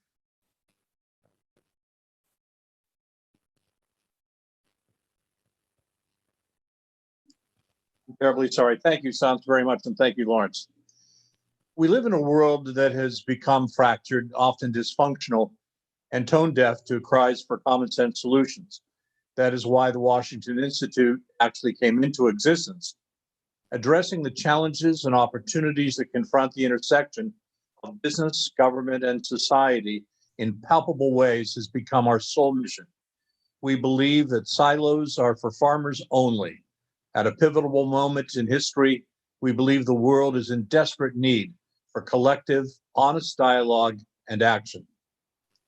As our trademark slogan declares, as Stans was mentioning, shaping the world together is not unlike the mission statement of Consulus itself. With a dedicated, talented team complemented by a board and council of advisors made up of former heads of state, CEOs, and other accomplished figures from Asia, Europe, Latin America, and Africa, we strive to be a voice for constructive solutions. Having some of the world's finest universities join us as members of our university consortium to carry out our mission has also been a rewarding part of who and what we are. We also are pleased to have 3 distinguished fellows help guide us in our work in technology and innovation, corporate social responsibility, and the global economy from such diverse places as Singapore, Oxford, and Paris. Thanks to that team, the effort of the Washington Institute has been recognized by the Lauder Institute at the University of Pennsylvania, which oversees over 8,000 think tanks around the world as one of the top 50 new global centers of excellence. And if I may, I'm going to go through some slides very quickly just to show you a bit more of what we're involved with. First is our distinguished fellows. We are a 501c3, and we can go to the next slide, please. We are heavily involved in technology and innovation. We are, for example, the private sector partner to 2 US congressionally chartered commissions, nonpartisan, one dealing with artificial intelligence, the other one dealing with cyberspace. We are particularly involved at this very moment with cyberspace, given the concerns that obviously have come up here in the United States and around the world. And helping us in that is our distinguished fellow for technology innovation, and that is Dr. Ahmed Almogarad, who for 22 years was a professor at Purdue University, became the chief scientist at Hewlett-Packard, and today is the founder and the CEO of the Qatar Computing Research Institute, and we're delighted to have him. Our second priority is in the area of corporate social responsibility. That is we have our distinguished fellow there with Isabella Bunn, Dr. Isabella Bunn, who is at Oxford University and indeed has been very much involved with her husband in writing some best-selling novels, mystery novels in Europe and around the world. We are heavily involved right now in identifying some of those corporations that have selflessly jumped into the fray during this coronavirus pandemic to be able to do some extraordinary things, showing how critically important it is in the configuration of business, government, society. And finally, the last of our 3 priorities, and that is the global economy. And I'm delighted that we have none other than Lawrence Chong himself, who has been very, very supportive of the kind of work we're doing here at the Institute, as much as we are of what Consulus is doing elsewhere in the world. As I mentioned earlier, we also have a university consortium, and I'm delighted that we have brought together some extraordinary entities from Oxford to Princeton to the University of Texas, Columbia, and others. And not only are we able to work with faculty members and administrators, but I'm thrilled that right now, for example, we have about a dozen students and talking about undergraduates, graduates, and even alumni from these great institutions who are working with us from places like Verona, Italy, from Hong Kong, from Casablanca, who every day we're on the phone with one another virtually to be able to see what the team is doing so that they know what we've just done over the past day and what we're going to be doing in the days ahead. And so the University Consortium has been very much an important part of who and what we are. I think it's great for us to be talking about what it is that we need to be doing now, the sorts of challenges and opportunities that we need to address now. But we cannot forget the future generation of leaders who will essentially, we will hand over this legacy of ours, good, bad, or indifferent. And so we think it's very important to be able to engage young people, and that's what we have been doing in a big way. While the Institute is immersed in such critical issues as cybersecurity and artificial intelligence, we have been searching for global common ground that brings all of us together in some way. Well, we did not need to look too far. The answer is sports. In sports, we're able to play by the same rules. We're able to cheer on a promising, dedicated generation of young athletes, and we're able to take pride in our ability to compete openly with one another. And yet sports also provides a window into some of the aspirations of our world, areas like diversity and inclusion, ethics, gender equity, politics and diplomacy, personal security, and so much more. To this end, the Washington Institute is launching a major global sports program with the support of such organizations as UNESCO, the US President's National Fitness Foundation, and even Consulus to tackle these matters. Through a series of sports fireside chats, we're going to examine in depth each of these topics with some of the most prominent and authoritative figures today. These chats will be intertwined with the Global Sports Conference to be held on September 15th later this year. In all of our virtual productions, we will be able to work with Kisway, one of the most cutting-edge high-tech platforms that exists today. Our participants, an audience of tens of thousands, will include sports ministers and other government ministers, business executives, academic leaders, NGO officials, athletes, and others. These will not simply be sessions that have limited purpose, rather, all of them, with their analytics, insights, and visions for the future, will be included in the first annual Sports Impact Report to be published in early 2022, first in an annual series. Thanks to our outreach to the media, we also will have considerable exposure along the way. In a world that's crying out for answers, from climate change to the scars left over from the pandemic to peace and stability, the Institute looks forward to making its own mark with others to produce tangible results in a world that yearns for positive, tangible results. Thank you.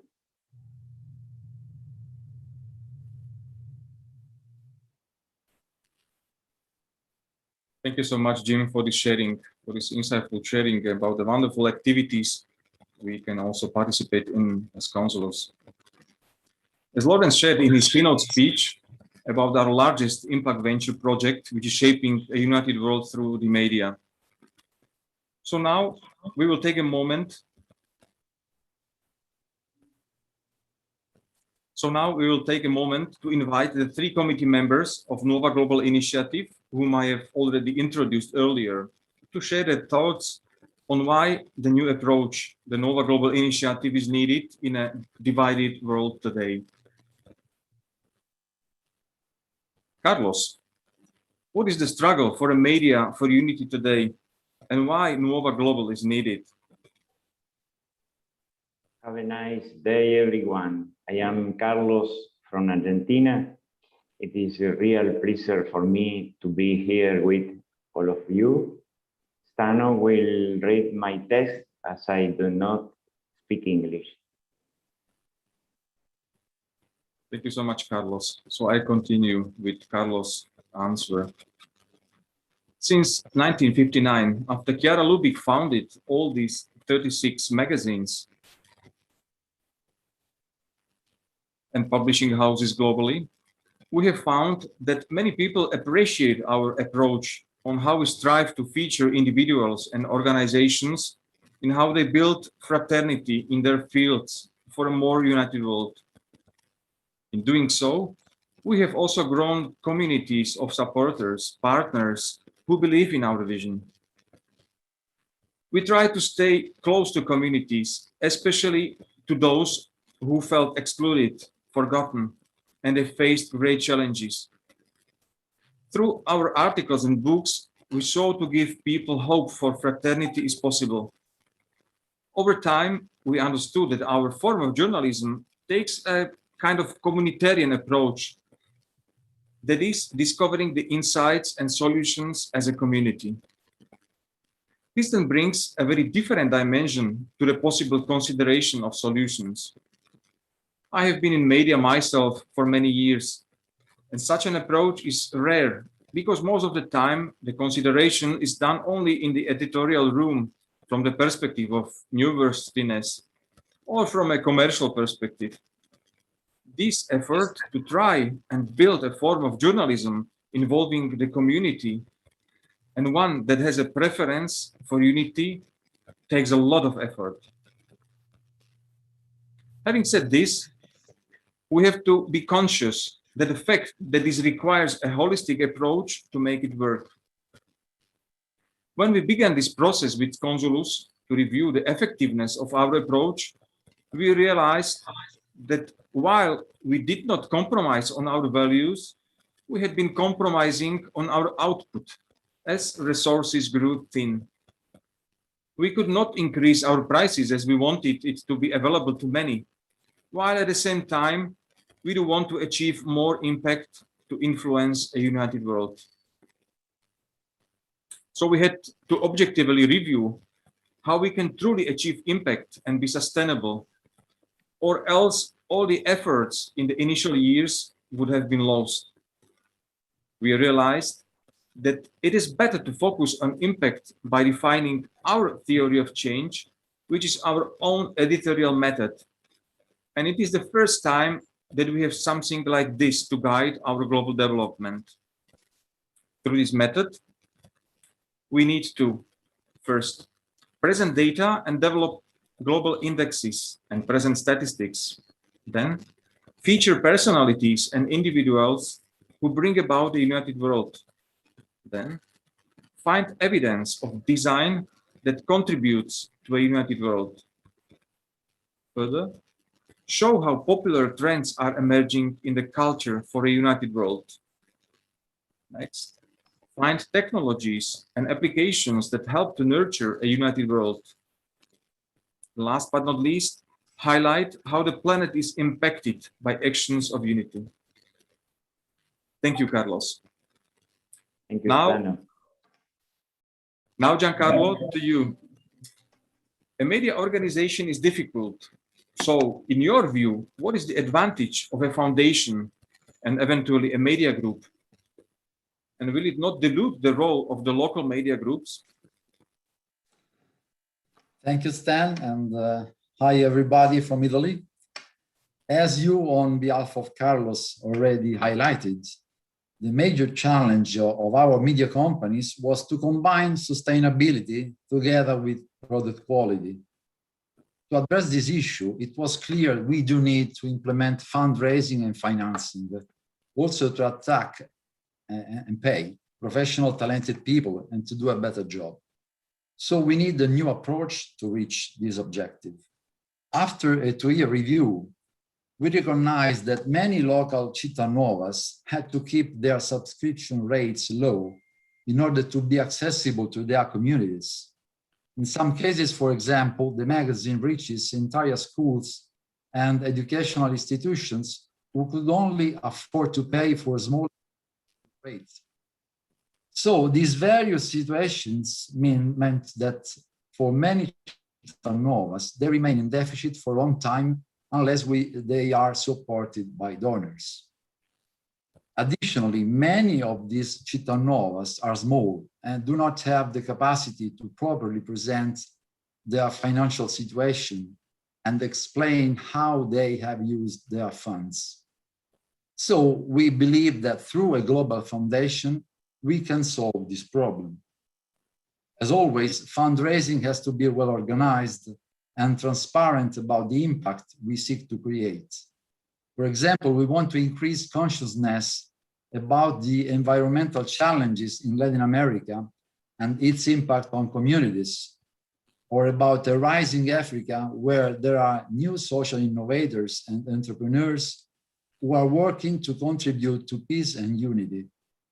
So we aim to raise funds globally for them and only award these funds based on impact projects. We will not be funding their ongoing running costs, but we believe these impact projects that are well planned and also measurable in terms of outcomes will help these novas become sustainable. In this way, we can also support them with capacity building, upgrade their capabilities with proper fund management, and measuring the global impact of our common work. In this approach, we believe that it will also be easier for global foundations or UN agencies, corporations who share our goals to work with us, as there will be a way to track impact and effects. Such an approach will also allow for a coordinated global publishing and editorial strategy, leveraging the strengths of so many varied local and regional presences.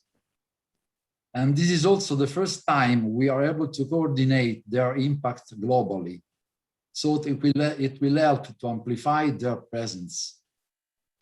In the Nova Global website, you can read about the profiles of each of these novas.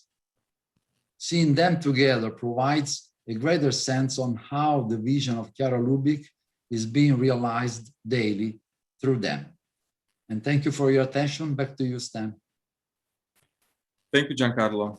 Thanks for these insights. Federico, as the chairman of this project and being someone who is familiar with the ideas of UNESCO Peace Prize winner Chiara Lubich, how will a future Nova Global media for global leaders help in these times of the pandemic? Ciao to everybody, also from my side, from Italy.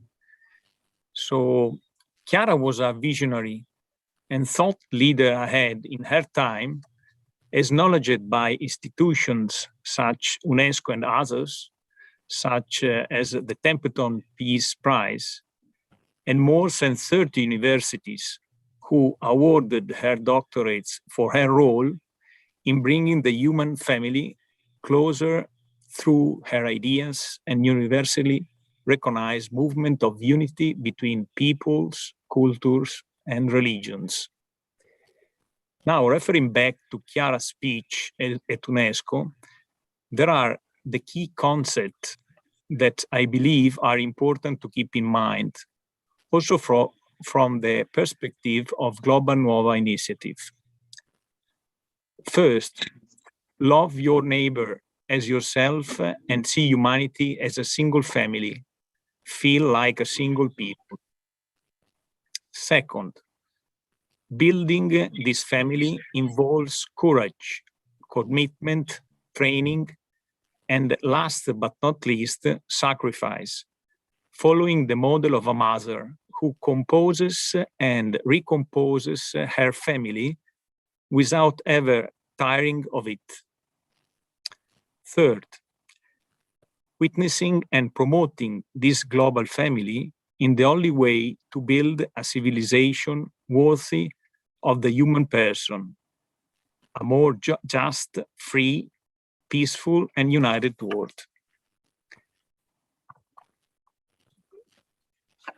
As a leader of 20th century and a person who went through the Second World War, she saw firsthand that division is path to death. That's only fraternity is the most sensible and smartest way to sustainable humanity development. At the same time, Chiara was not a woman of words, but of action.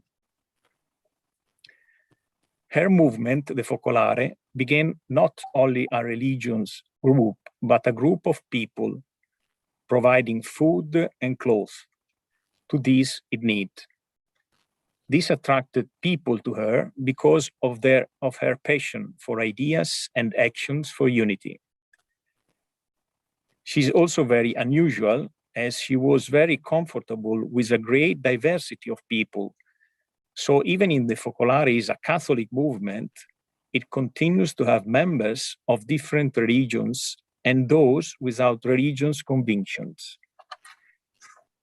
So at one moment of history, when she spoke of Città Nuova, she said, Città Nuova wants to create public opinion and be available to those who, in one way or another, share the ideals of peace, justice, freedom, and truth. Unity. Città Nuova is yes, salt, and light. She did not mean it is a dream. In reality, she thought on how to build it is a proper process, as an enterprise, a tool to change the world. So now you ask, what does this mean in these times? As a businessman myself, I can see that many media organizations are controlled by large corporations. Few are organized for community, even less owned by a global community. So what we seek to do is to build a global media channel financed by a movement of people and groups who believe in the united world and recognize themselves in the basic concept expressed by Chiara in her speech at UNESCO.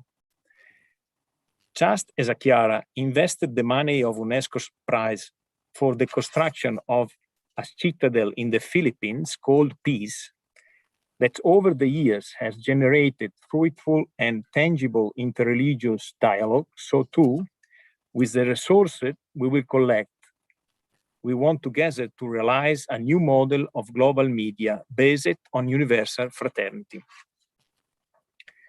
In this time of pandemic, as mentioned by other speakers, human selfishness has denied equality, but this is suicidal. Chiara intuitively felt it and was convinced that only unity born out of love for neighbor is the best vaccine for us to give into selfishness that kills. As a business proposition, it makes sense when we have virtues, sharing, and giving. So I saw that this project of Nuova Global is ambitious because of the founder. Chiara was always ambitious for peace and unity. And if you look at ugly truth of those who are selfish, they are ambitious too. More is like never enough for them. So they go all out to grab in many ways. So our ambition needs to match the evil that we confront, but with the style that animated Chiara, which is undoubtedly courage, inclusiveness, combined with a spirit of gratuitousness and service for the benefit of common good. As Carlos mentioned earlier, it seems to us that especially in this time of pandemic, we need to consider seriously new paradigms for each of these four pillars to help leaders who want to impact the world for good and fraternity. In economics, our goal is to present plausible ideas and growing body of evidence that an economy based on fraternity and planet is not only essential, it can work. In politics, our goal is to present stories and examples of people in politics growing the extra mile to build a united world, and to measure the impact of discord in politics that harms our collective good. In religions, our goal is to present an innovative progress of religions coming together for the common good, and to present a growing base of evidence of religion and the service of humanity. Finally, education. Our aim is to show how an inclusive form of education, one that respects diversity, is beneficial for humans and sustainable development. With these 4 pillars, in which the current Città Nuova already have in-depth experiences by creating a viable global platform for global leaders, we like to also shape the future generations who has lost much hope during this pandemic, and prove that it is still possible to dream and act for a united world, triggering contagious process and peace and fraternity. Of course, all such initiative would be in vain without the ability to reach and measure a clear impact, fostering new trust in such a long-term program. All in this way, we are ready to attract many other people, organizations, leaders, and even entire governments to join us in a possible efforts in making the world a better, more inclusive and dignifying place for everyone. Thank you. Thank you so much for all these sharings on better causes by design. Thanks so much, Jim. Thanks, Carlos. Thanks, Giancarlo. Thanks, Federico, for being here with us. I think our speakers deserve a Zoom applause, at least visually. Dear friends, now before we continue with the track 3, titled Better Communities by Design, we want to offer you a refreshing 10 minutes break. So please feel free to stand up, stretch yourself, take a series of deep breaths. But if you can, stay with us. Those of you who were connected already 10 minutes before we started have seen the short performance of Martin and Tomáš Sepp. And now we want to offer you another performance of our colleagues, combining creativity, diversity with inclusion. We truly believe that every person has a richness of gifts to share with others, and not only few specific characteristics which make him, her, to be a good colleague, employee, manager, or leader. Sometimes we might forget this, and what could seem just a playing or singing together acquires a deep meaning. Understand each one's gifts, his, her own purpose, and allow them to bring them out with a deep respect for the gifts of others. There is nothing better and meaningful than this. And for this reason, we always have had during our gatherings a moment we call Consulus Night, a night of talents. And now we'd like to share a glimpse of it with you. So please stay tuned. Joanna Maria, the stage is yours. Thank you. Hello, everyone. My name is Joanna. I live in Greece, but I was living for my entire life in Lebanon. So since we were talking about culture, about cities, etc., I would like to tell you that the more we know about the city of other and about cultures, the more we can understand, right? And since Greece is a place where a lot of people come, I wanted to give you a few tips based on my experience that is a little bit, I hope you see it as funny as I see it. I would like to give you a few tips for you to be okay in Greece.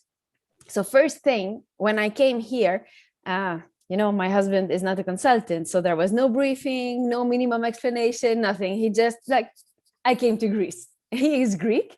I didn't know the language so much, so I tried to really learn as much as I could. And here is where the worst thing started. So for example, I wanted to be good, to be nice to people and speak to them in Greek, because not all of them can speak English. And I came to the friend of my husband and wanting to say, I am doing this to lose some weight, I said, I am doing this to poo some weight. So I imagine that you also have such things, you know, in your languages, where if you just change one letter, everything goes, it's just a mess, you know? So this was my first experience with Greece. And then when I started getting some friends, etc., they were talking about going out at night, and I'm like, yes, let's go out to a place where we can jump and dance. But the way I said it was actually, let's go out to a place where we can the F word. And everybody was laughing on the group, and I didn't know why. And I said, without wanting it, the F word, but it was exactly jumping. I said jumping in Greek, but the way I said it and the context, etc., it was totally a mess. So first tip, do not try to learn Greek. You can just come and speak in English, please. The second thing is, as a Lebanese, when we are disgusted of something, we say, pfeh. It's like we are spitting on something, right? Like, we are disgusted. And when my husband brought me the first time to his parents, the first thing his mother did when she opened the door was she opened, my face is here, hers is here, and she's like, tuff, tuff, tuff, tuff, tuff, tuff, tuff. She was like spitting all over me in a way. And I'm like, okay, she seems very happy. I don't think this is something bad. So without him explaining to me anything, spitting here, like doing tuff, tuff, tuff, tuff, in Greece is actually a kind of blessing. So don't be shocked. If you are beautiful, you are wearing something nice, you are buying something nice from Greece, people will go tuff, tuff, tuff, tuff. Don't think that they are spitting on you. Third thing, I was going to the supermarket and trying to, again, to speak in Greek and to try to ask for whatever I want on my own without having the need to take my husband with me or to ask him to come with me. And I'm like, please, can you give me 5 bags? Please, can you give me 5 oranges? Please, I want 5 kilos. And I was always doing this and that and this and that. And the face of people was changing when I was doing this. And in fact, I learned later on that this is a very bad word, like it's to insult somebody. And then you do this to their face. But I just wanted to buy 5 things. So another tip is, when you come to Greece and you want 5 things, just turn your hand and show 5 that way. Or you just say 5. Don't show what you want to take, because otherwise they will not look at you in a very, very, very friendly way, let's say. Another thing that happened to me, and this is usually something that I tell Greek friends here and they just die laughing. I don't know if you will feel the same, but I will try to picture the whole incident to you. So we were living in when we first came to Greece, and I was living in an apartment, and I really knew we were not waiting for anyone. Okay, my husband was at work. I was alone at home.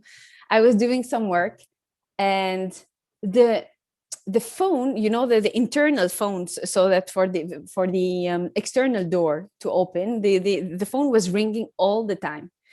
It was the 24th of December. So it was ringing the entire time, but I was waiting for no one. So I'm like, it's okay, no need to open. Maybe people are just, you know, they have the wrong house. They've got the wrong house.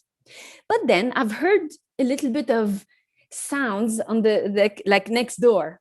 And I'm like, oh, maybe my neighbors are having, you know, a lunch or dinner or something, and maybe I can be nice to them and open the door to their guests. So maybe this is it. And they're ringing my bell without wanting it. So I pick up the phone and I say, hello, the next time it rings, of course. I say hello. And the voice that was on the phone says, shall we say? I'm like, yes, say. And the person says, can you please open? I say, tell me what you want, but just if you can, tell me this in English, because I don't understand Greek. And all this was in Greek. So just to tell you how it sounds, they said, natapume, natapume, it means, shall we say? And I'm like, yes, say, but please, if you can tell me in English. And the people were like, but please open to us. I'm like, but tell me first, what do you want? Please open so that we tell you. I'm like, okay, that's bad. They want to go inside the building and they don't want to tell me. Okay, let me hang up. I just closed. And then a few minutes later, I heard again, like music, like I heard something with music next to my door. And I go and look, at the door. And in fact, what happens here in Greece on the 24th of December and the 21st of December, remember it, so Christmas and New Year's, in case you're here, children will come knocking on the doors so that they sing Christmas songs to you. But the way they say it is, shall we say it? And then you say, yes, you open the door, they come in, you have to have, candies, you have to have coins, you have to be ready to put things in their bag. But my reaction was like, yes, tell me. And the guy was like, yes, but we want to come in. And I was like, but tell me what you want, So it was really a mess. And if you tell this to a Greek, I think they will really, really laugh. If you are here in December, remember, anyone who knocks on the door or people, who come with a triangle to sing to you, directly prepare the coins. Have a very, very nice break. Some minutes are remaining. I hope you will be able to use the tips when you come to Greece. Thank you. Thank you, Ioana, Maria. You are really the artist of Consulus. How many of us like to travel to Greece now and practice new languages?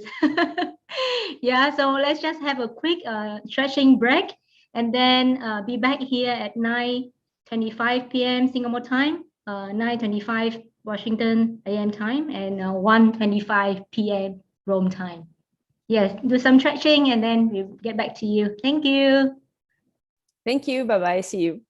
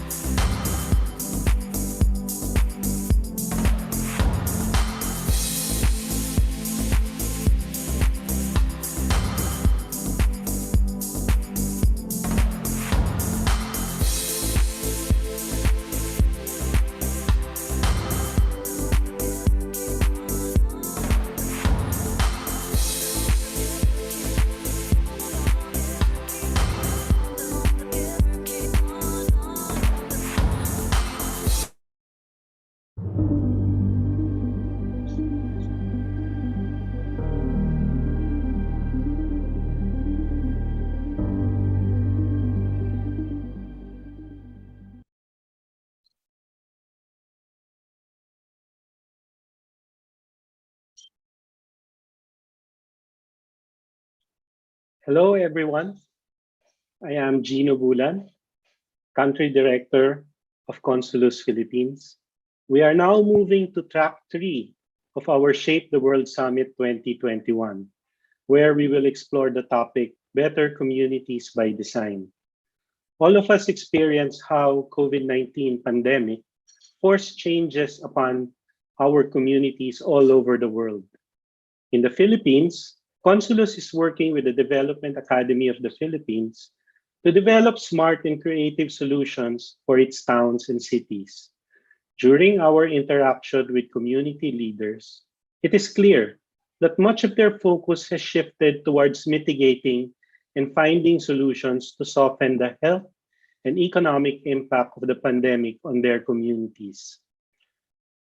COVID-19 has been with us now for more than a year, and even as vaccines slowly become available, many communities still feel a great sense of isolation. Lasting changes in how we live are foreseen even after the pandemic, and these changes have to be recognized and embraced. The COVID-19 experience challenges leaders and planners to find a way to make communities more resilient to disruptive events. In Consulus, we believe that it is important to bring about resilience in new planning frameworks and approaches to shape communities. These approaches should also enable development that will be inclusive, benefiting all sectors in the community. In this track, we will cover these new approaches in smart cities. We will give particular attention to the elderly, a special group in our communities prone to neglect. Our speakers will discuss how to enable them to live a dignified lifestyle through development that shapes communities of purpose and contribute to the common good. We are fortunate to have with us thought leaders in shaping communities. Our first speaker is Mr. Colin Go. He will share his insights in the arts of placemaking. Colin is a social entrepreneur and founder of TRCL Limited, an end-to-end highly diversified company in arts education and training, content making and producing, and transformative placemaking with a focus on emergent technologies. Our next speakers are Mr. Tan Xiaoyan and Dr. Li Jinping, who will talk about a joint solution developed by Consulus and CPG Corporation called Innovation for Silver Generation Communities. Mr. Tan Xiaoyan trained as an architect. He is the Group Chief Innovation Officer of CPG Corporation and President of Singapore Board of Architects. In 2014, he was awarded Green Architect of the Year by Singapore DCA SGBC. Joining Xiaoyan is Dr. Li Jinping, who is a healthcare architect and researcher, whose goal is to bridge the gap between theory and application in order to improve the quality of architectural design for the overall health, wellness, and lifestyle of its users. So now I'll turn over to Mr. Colin Go for his presentation.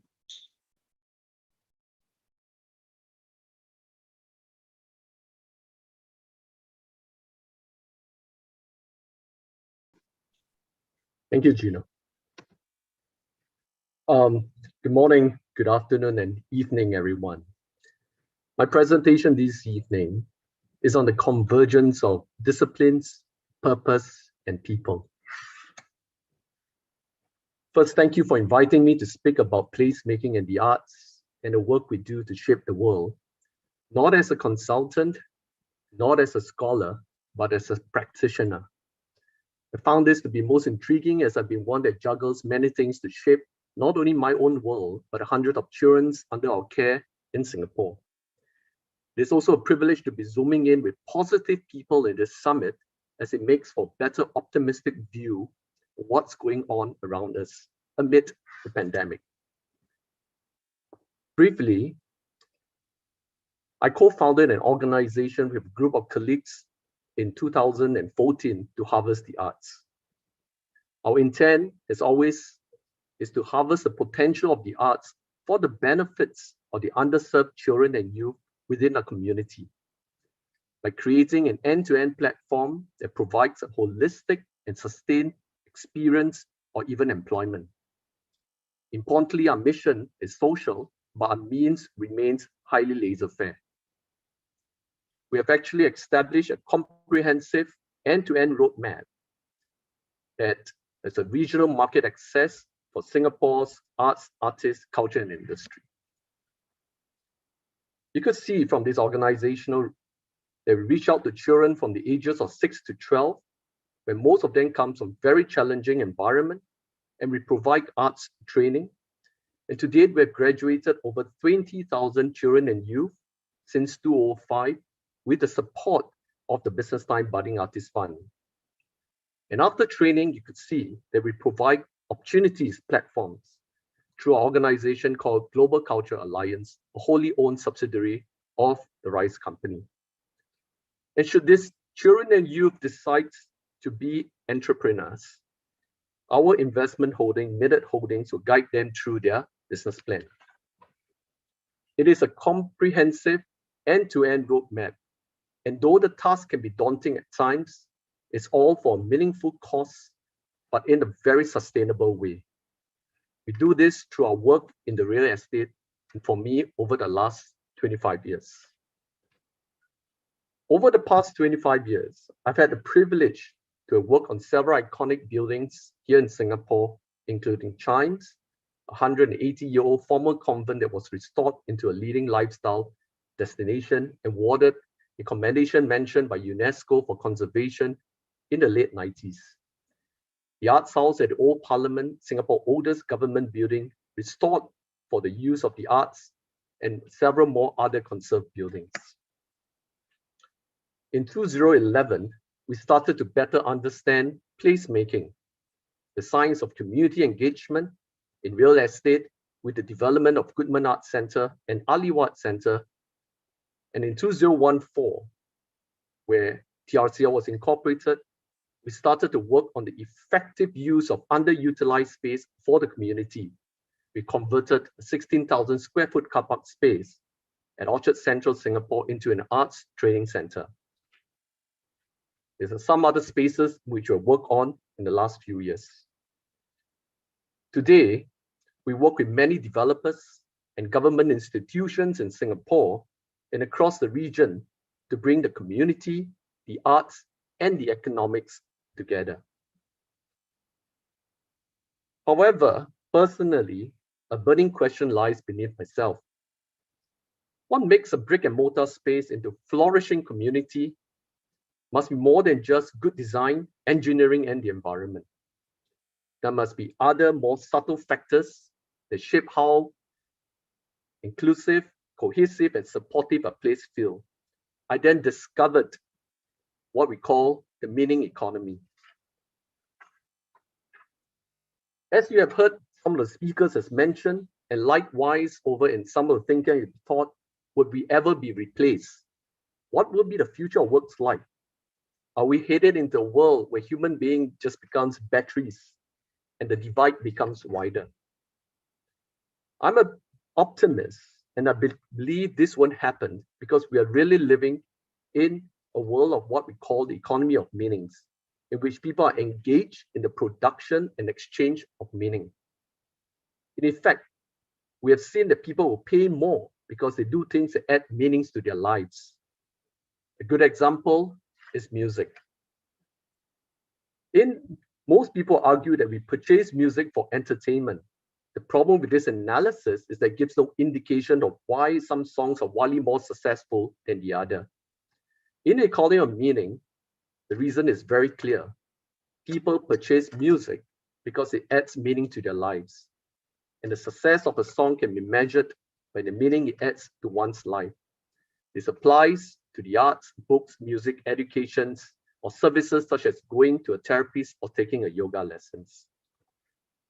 Hence, it all came together and explained that what The 20-odd years have a deep reason why such a place has special significance from the formation of towers of meaning in the minds of individuals in the spaces that I work with, like Chimes and the Arts House at the Old Parliament. The arts can be a primary source of meaning, acting to unlock as yet unreached portions of our mind. And this experience of space is the first step along a path of building one's consciousness. These are not just frivolous entertainment seeking, but activities that are essential or even the ultimate motivations of human existence. However, what it does is that another question starts remaining. That is, in this highly disrupted world, must we be physically present? And I found that in a report that I read, that with the proliferation of technology, our attention span has now less than 9 seconds, just like an average goldfish. How then do we create meaning? We embark on this thing called Metaverse Creator, a methodology that we invented, we created over the last 5 years. Let me share what this is.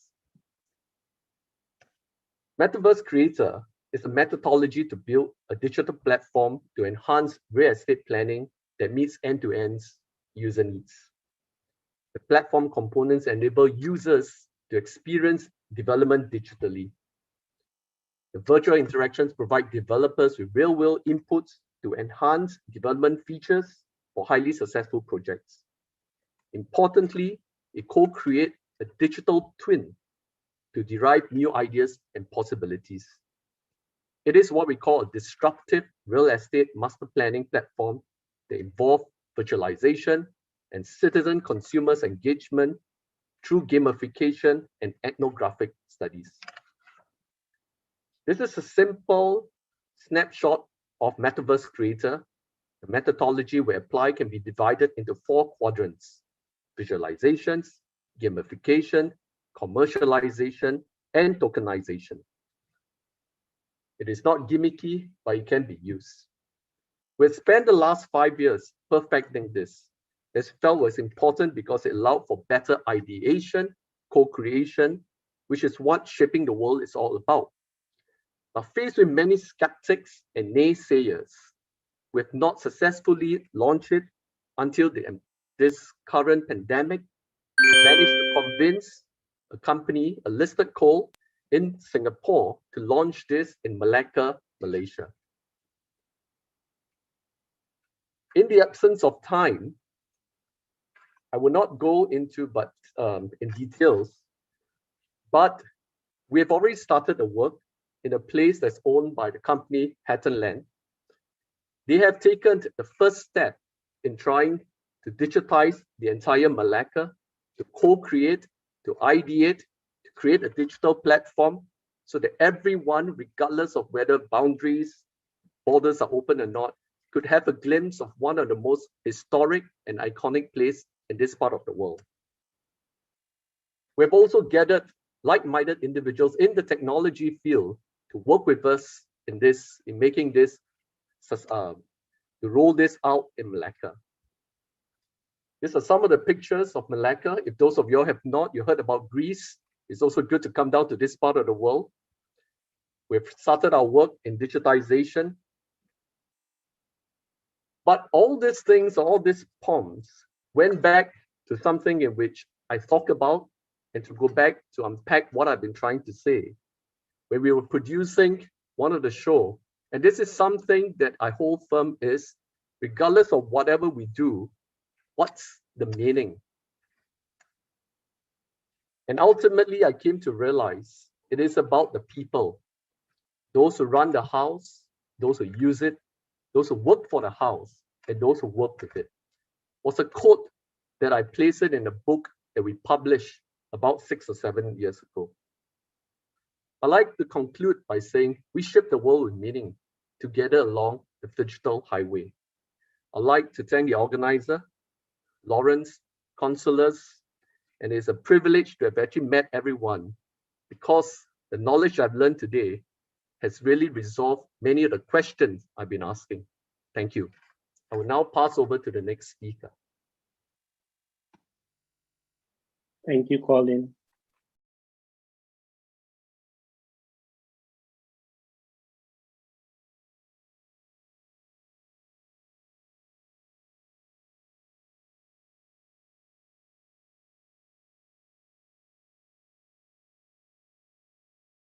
Xiaoyan, you're on mute. Yeah, on mute. Can everyone hear me? Now, yes, very well. Yes, yeah, thank you. I believe Lawrence has introduced us. We are sharing a topic on this thing called innovation for silver generation communities. It is based on a methodology that we co-developed with Consulus. The methodology is called place call. Next slide, please. A place call methodology is about leveraging the strengths of Consulus and CBG. CBG is built environment consultant. So we develop place-based solutions, and Consulus is developing solutions based on business transformation. So we come together from the physical side and spatial side. That's where CBG bring our value proposition, and Consulus bring with them the business side and consulting side of the value proposition. Next slide, please.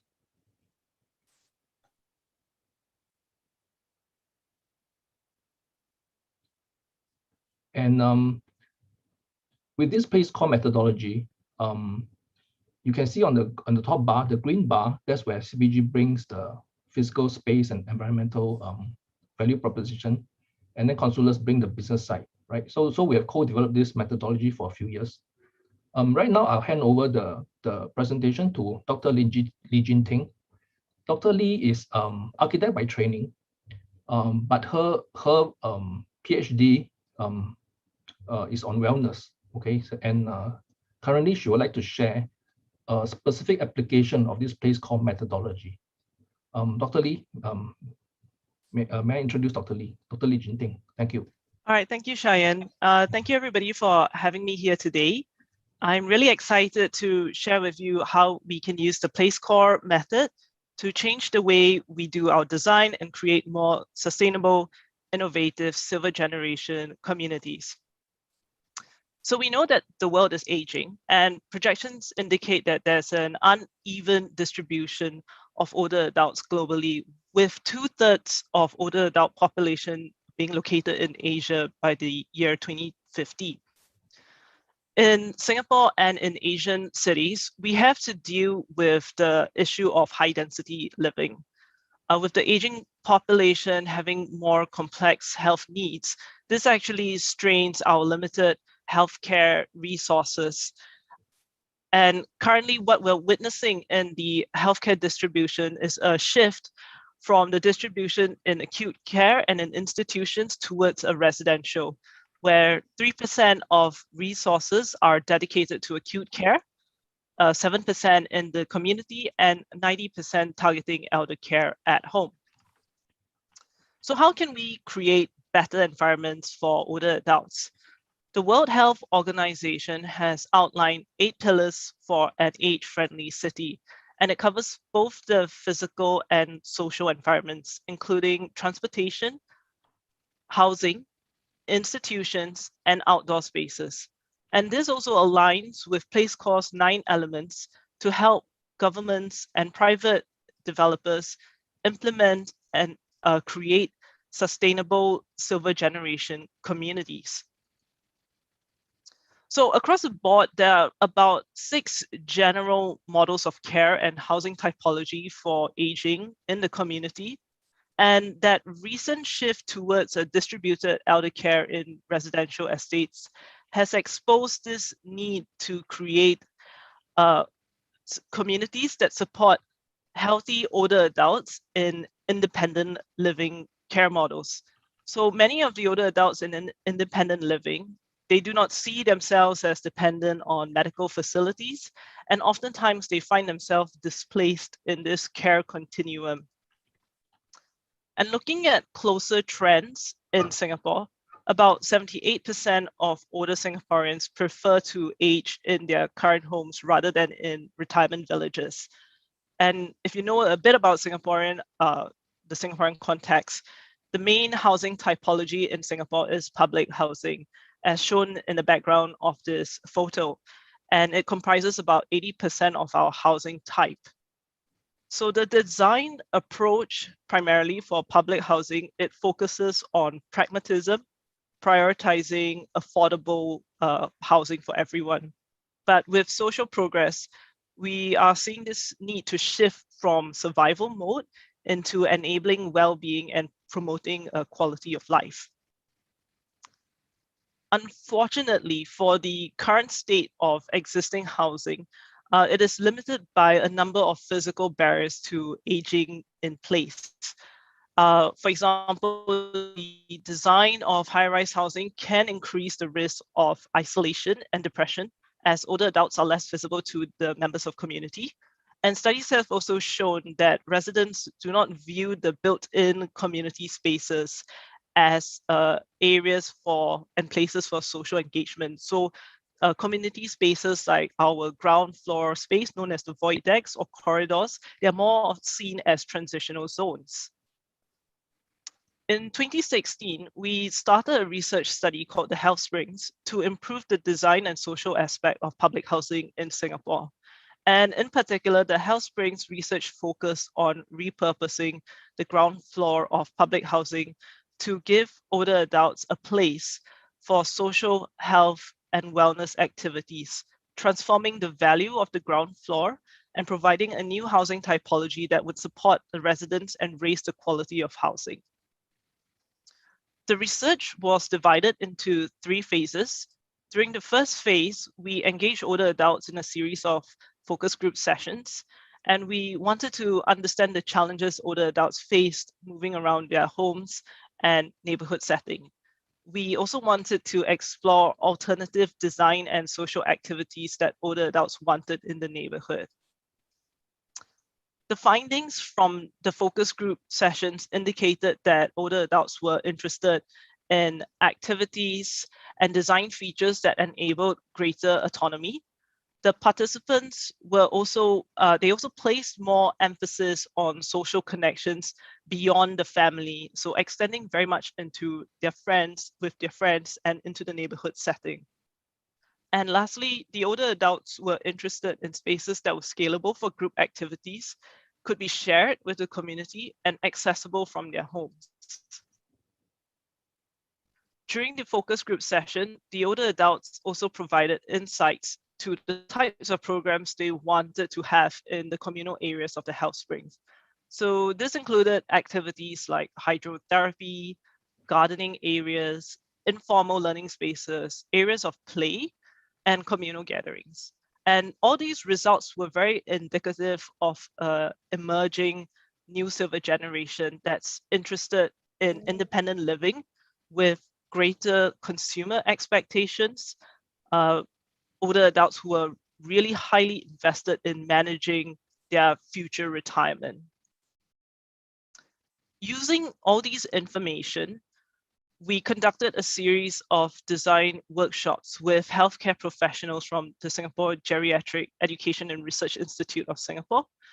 And the design workshops was a series of iterative process to formulate a prototype of the health springs that would be integrated into Singapore public housing.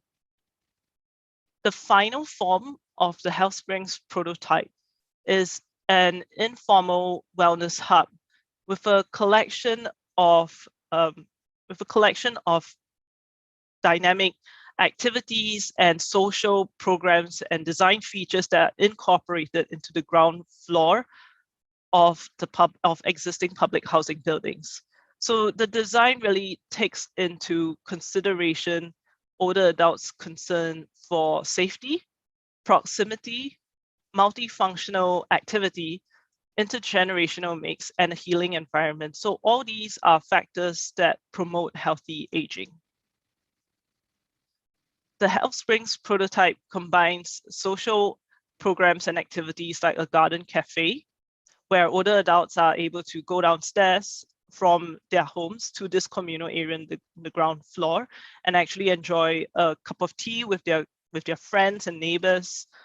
It also has a space for educational learning that can be used not just by older adults, but by the children of that neighborhood block and estate. and would hold classes that are both informative to their health promotion, but also other things that they can maybe teach to other people, to the children or to the residents in the area. The health springs also includes therapeutic and recreational bathing, a community and healthy kitchen where the older adults could come with their families to enjoy a meal, to prepare meals that were actually useful to them, especially those who have chronic diseases like diabetes, and restorative care in a relaxing, non-clinical environment that's easily accessible by all. So with the health springs prototype, we wanted to estimate the potential customer demand for this new typology in Singapore, and we conducted an online survey at 4 neighborhoods. And we wanted to know how older Singaporeans and housing residents would use the health springs in the community and what are the potential health outcomes. So the survey indicated that there's a very high customer demand. About 81.2% of people surveyed were likely to use the space. It was also given a usability score of 68, which is a good projection of its conceptual design.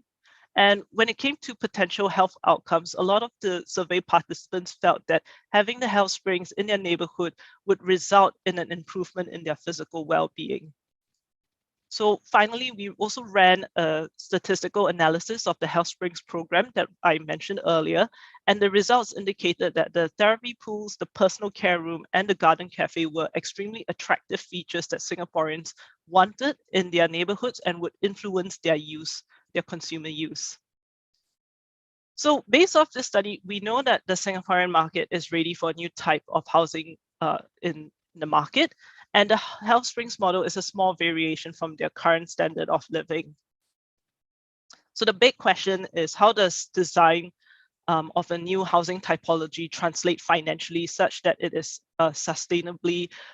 financially sustainable, and it can be operated and managed and accessible to majority of the population? And we really need to encourage synergy between real estate players and healthcare businesses such that integrated developments can be enhanced. So we have started looking at and exploring new housing typologies that would enable a financially viable approach. For example, Big Love City in China is a district-scale urban planning for retirement village that combines the traditional model of commercial and residential with healthcare features. Similarly, Park City Township in Malaysia is also another district-level luxury retirement living that is targeted towards healthy older adults who want additional security and convenience of healthcare services in their community. So this scale of housing allows us to leverage on economies of scale, which would give the developers the opportunity to partner with dedicated healthcare operators. So what about smaller scale developments? We realized that the Urban Village project in China is an example of a smaller neighborhood level of health-oriented developments, and it has a residential catchment of about 4 to 5 neighborhood blocks. So the difference is that it has a much wider range of healthcare portfolio, which would allow the residents a level of choice in terms of service subscription, and is also open to the public at the same time. And this synergy is not limited just to new developments, but can also be done with existing urban buildings that can be transformed and given a new lease of life. So really, it's time to break the stereotype that healthcare design is only for the hospital. It's time for us to come together as designers, developers, and healthcare operators to create innovative community models that adapts to the needs of older adults, reduce inequality, and enhance mental well-being. But most importantly, it must be done through a well-structured real estate model to finance healthcare infrastructural needs. Thank you.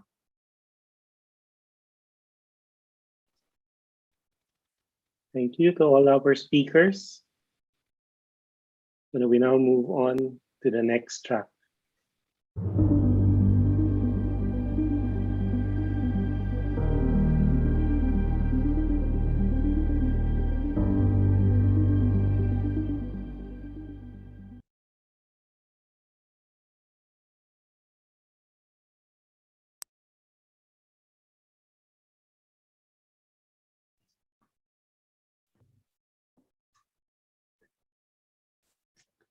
First and foremost, I would like to thank the previous speakers from Track 3, Mr. Colin Goh, Architect Tan Xiaoyan, and Dr. Lee for inspiring us with ideas for shaping better communities.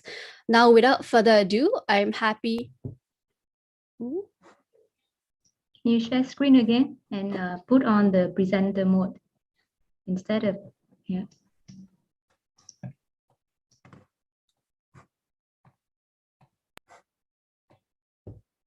Is that the correct screen? Yes. Okay, sure. Sorry for that. Yep, without further ado, I'm now happy to welcome you all to our last and final track of the summit today. I'm Rebecca and I serve as the Deputy Head for Strategic Perspectives at Consulus, and today I've been given the opportunity to introduce the topic and speakers for Track 4, Better Education by Design.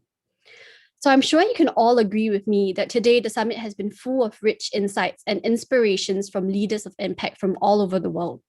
These leaders have been at the forefront, all working towards bettering the world that we live in today. Well, equally important as celebrating the leaders of today is nurturing the leaders of tomorrow. In our final track, we encourage you to join us in thinking about how we can shape the next generation of leaders to continue to drive impactful and purposeful growth for generations to come. At Consulus, we have a keen interest in working with different educational and learning institutions to design creative and innovative methods for shaping the next generation of purpose-led leaders. We believe in the need to design the personal development journey of every learner to groom purpose-driven individuals focused on using their talents and gifts to create change for our society and economy. We believe in nurturing collaborative leaders that are capable in their fields, yet able to embrace diversity in finding solutions and shaping impact together with others. And we believe in shaping a generation of creative thinkers and problem solvers capable of designing solutions for an uncertain and complex future.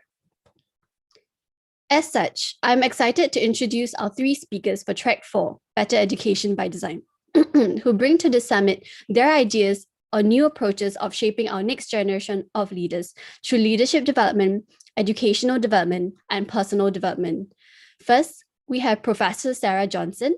Sarah is a clinical assistant professor for the ONU School of Public and Environmental Affairs at Indiana University. Pardon me. Oops. Yeah, please continue, Rebecca. Okay. So she serves as the Director of Executive Education. She's also the owner and president of Perspective LLC, a company specializing in leadership development in healthcare and nonprofit organizations. Sarah will share more about a new model of leadership for an increasingly complex and world called holistic leadership. Following Sarah, we will hear from Professor Robert McClellan. Robert is the Deputy Dean of the School of Business and Management at RMIT University, Vietnam. For over 48 years, he has acquired wide experiences in higher education and business learning, focusing on topics of management and leadership. Formerly a chemist, Robert is a statistician and specializes in research methods for business. Robert will be sharing a vision for higher education and its role in paving a resilient future generation. Our last speaker for the track is Professor Peter Lin Yao Tang. Peter serves as the Vice President of Wen Sao Ursuline University of Languages in Kaohsiung, Taiwan. His areas of specialization includes whole person education, Catholic higher education, and servant leadership.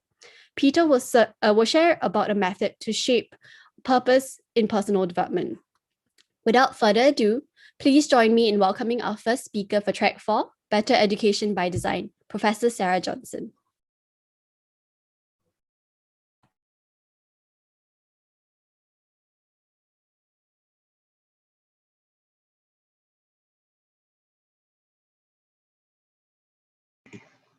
You're on mute.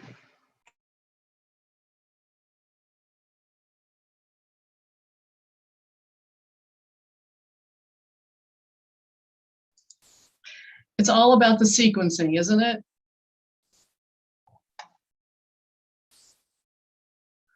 All right. Everyone see that okay now? Very good. Yes. Well, hello, my name is Sarah Johnson, as was just mentioned, and I am a clinical assistant professor for the O'Neill School of Public and Environmental Affairs at Indiana University. You may hear us referred to as IUPUI, so I wanted to explain a little bit at the outset IUPUI is actually the urban campus for Indiana University, and we are located in Indianapolis, Indiana, which is in the center of the United States. We are ranked number 2 as schools of public affairs in the world, and we are also ranked number 5 as it relates to research, and we're ranked number 5 by the Center for World University Rankings. So our mission at the Executive Education Division of the O'Neill School is to provide world-class educational and leadership development opportunities for professionals and organizations serving the public interest. And at a glance, our executive programs offer both credit and non-credit programs. So you can earn a master's degree in our executive programs, as well as a public management certificate. You can also earn non-credit bearing certificates related to leadership development in multiple industries. We have a domestic and an international presence. And as the Director of Executive Education, I have the opportunity to lead over 30 faculty and staff who are dedicated to developing leaders in the public service area. We serve multiple industries, and as you can see, we have a fair number of alumni that have gone through our executive programs and are living and working throughout the world. Our faculty are both researchers and teachers who challenge students to think critically, to observe broadly, and also to engage in learning, not only with us, but also with each other, because we know that in adult education, much of our learning comes from other individuals within the courses. And so we try to encourage that as an adult learner model. To give you a sense of the work that we do in the areas that we serve, we have clients and partners in areas such as healthcare, nonprofit, government and business, and then we have a strong presence in graduate education for the United States Navy and serving the Naval Defense Organization and graduate student development. But as you can see, many of the areas that have been discussed already today, we have a presence in all of those sectors. And so I find it quite fitting that we have the opportunity to talk about this. I've already been thinking about the number of connections that many of our presenters and organizations have.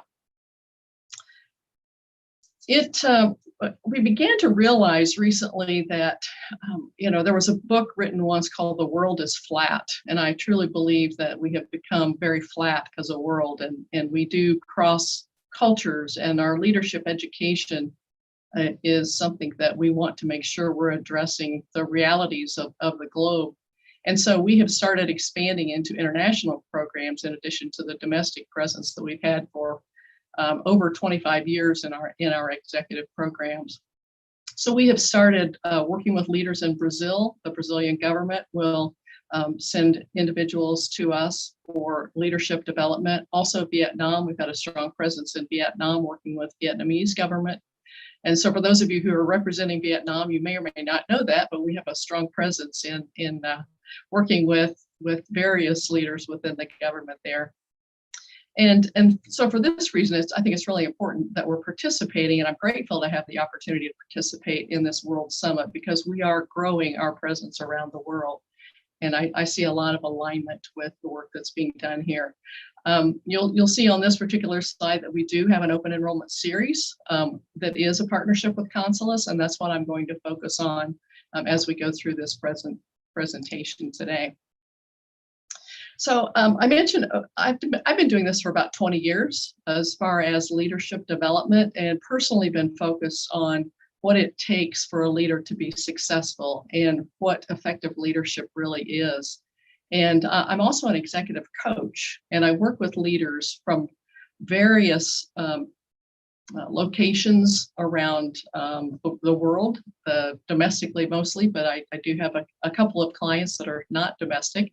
And the one thing that I've discovered is no matter where you are in your leadership career, there are always opportunities to grow and learn and continue to learn more about how to be effective. And something that I've noticed over the last few years as I've worked with individuals is that leaders are becoming more and more challenged by the complexity of what we do in the world that we live in. And how to effectively lead is something that is a little bit more difficult to navigate, I think. And this is something, it's a fast-paced environment. We know we've talked a lot about the pandemic and the effect that COVID-19 has had on leaders and how they lead and what they might need to do differently. Right now, we're talking about how do we return to work? What's that going to be like? How have things changed? Who wants to work virtually? Who wants to work together? A lot of those things are really challenging to leaders. And so as I was thinking about this, continuing to consider the complexity of what we have, I actually reconnected with a name that you've heard today, a long-term colleague of mine, Jim Funk. And Jim became one of our faculty members and teaches in our executive programs. And so I'm going to tell you a little bit of a story at this point. Jim and I began talking about his work with Consulus. And then when Jim became chairman of the Consulus Global Network, he introduced me to Lawrence Chong. There seems to be a theme here, I think, today that Lawrence has a significant connection with a number of us. And Lawrence and I immediately discovered that we were very aligned in our views and vision of leadership. And we began to consider how to achieve that shared vision. It became apparent to me, too, that the work that Consulus was doing on what they call the hero model of leadership was very much aligned with our IU executive education philosophy regarding leadership development. And so we agreed that effective leaders must be self-aware and know themselves to their very core in order to positively impact individuals around them, their organizations, and the world, which I think is what we're all talking about today. How do we impact the world? And in fact, leaders must be transformed to be successful in today's volatile and complex environment. And so our focus is on how leaders are formed from the inside out. So we embarked on a partnership focused on leadership and leader transformation. This is how we define formation. So if we talk about a leader and their formation, becoming from the inside out, an integrated person and leader with a deep understanding of his or her meaning and purpose in life and work. And this occurs through increased self-awareness, focused reflection, exploring one's values and vocation, and gaining a full appreciation of the gifts and talents, not only of oneself, but also of others. So keep that definition in mind as we walk through the rest of this discussion about leadership. And so using this definition of formation and our shared philosophy on leadership, Indiana University did partner with Consulus on a leadership series called Holistic Leadership for a Complex World. And I know there are a few participants here in this summit today because I've seen a few familiar faces about the program that we have and those that are participating in that. It's an 8-course series offered virtually, and it does incorporate the hero model of leadership. So the hero model, I'll just briefly highlight this. 4 components: heart and spirit, which looks at our personal virtues and values and our character strengths.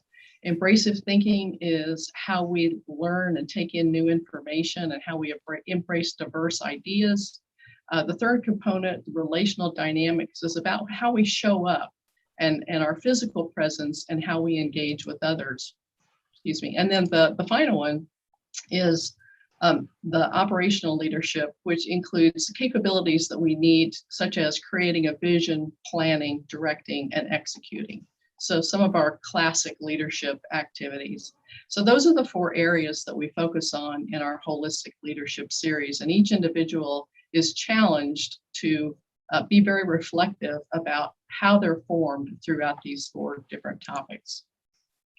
And the impact that this series has had has already been pretty remarkable. We're about a quarter of the way through this first cohort. And I would say one of the impacts has been our relationship with Consulus, and this team, a number of the folks in this meeting today have been very supportive.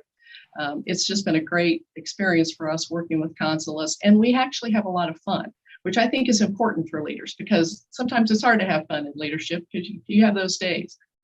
But it's also challenging because co-creating a curriculum for a global audience is not simply done. And so we have had to work hard on the co-creation. We have participants from multiple industries, businesses, and it is something that our participants are recognizing that leadership is not about what we do, but it's about who we are. And once we discover and study who we are, then what we do can have a much more significant impact. So the holistic leadership in a complex world, we're helping leaders form from within to become those that can then have the greatest impact. And I just, I want to thank the whole team that is present here today and the work that we've done together.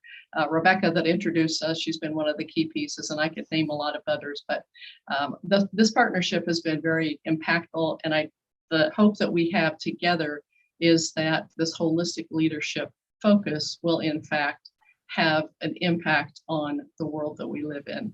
And we're doing that through each individual person that participates. Lawrence mentioned this earlier. We're going to have one starting again in 2022. So if you're interested, we will keep you posted. Thank you so much. I'm going to toss this over to Mr. McClelland or Professor McClelland, and thank you all for your time. Thank you, Professor Sarah. Okay, I'll share my slides.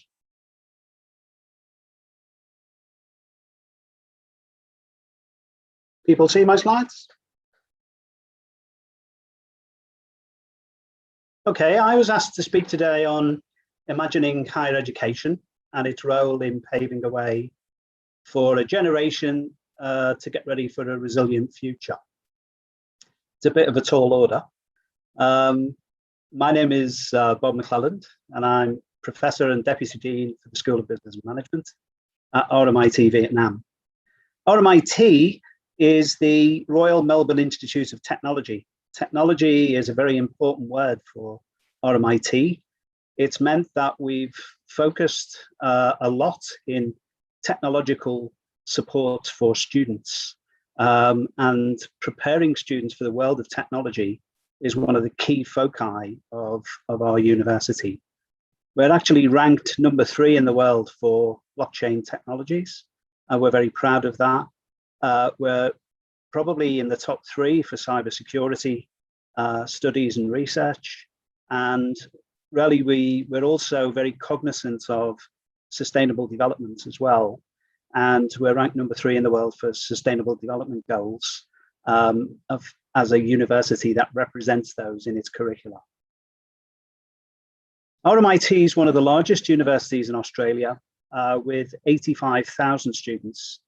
And over 36,000 of those students study business.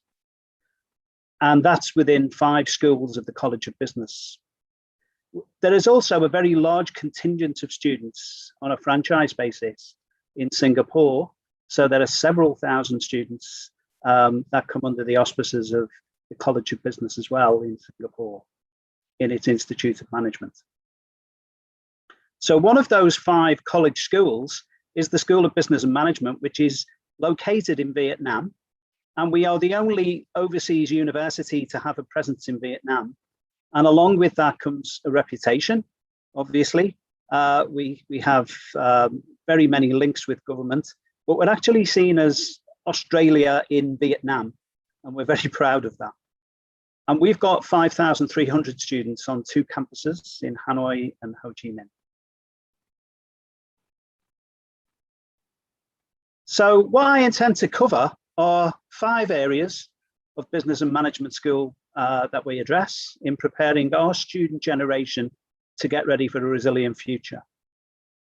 The School of Business and Management we're going to look at a glance, the industry and government strategic partners key to our answer to this problem and issue. We're going to look at our research opportunities with business and industry, and our collaborative research with industry in particular. But why do we do all of this? I'll just address that briefly at the end. And it concerns trying to prepare our students with career trajectories.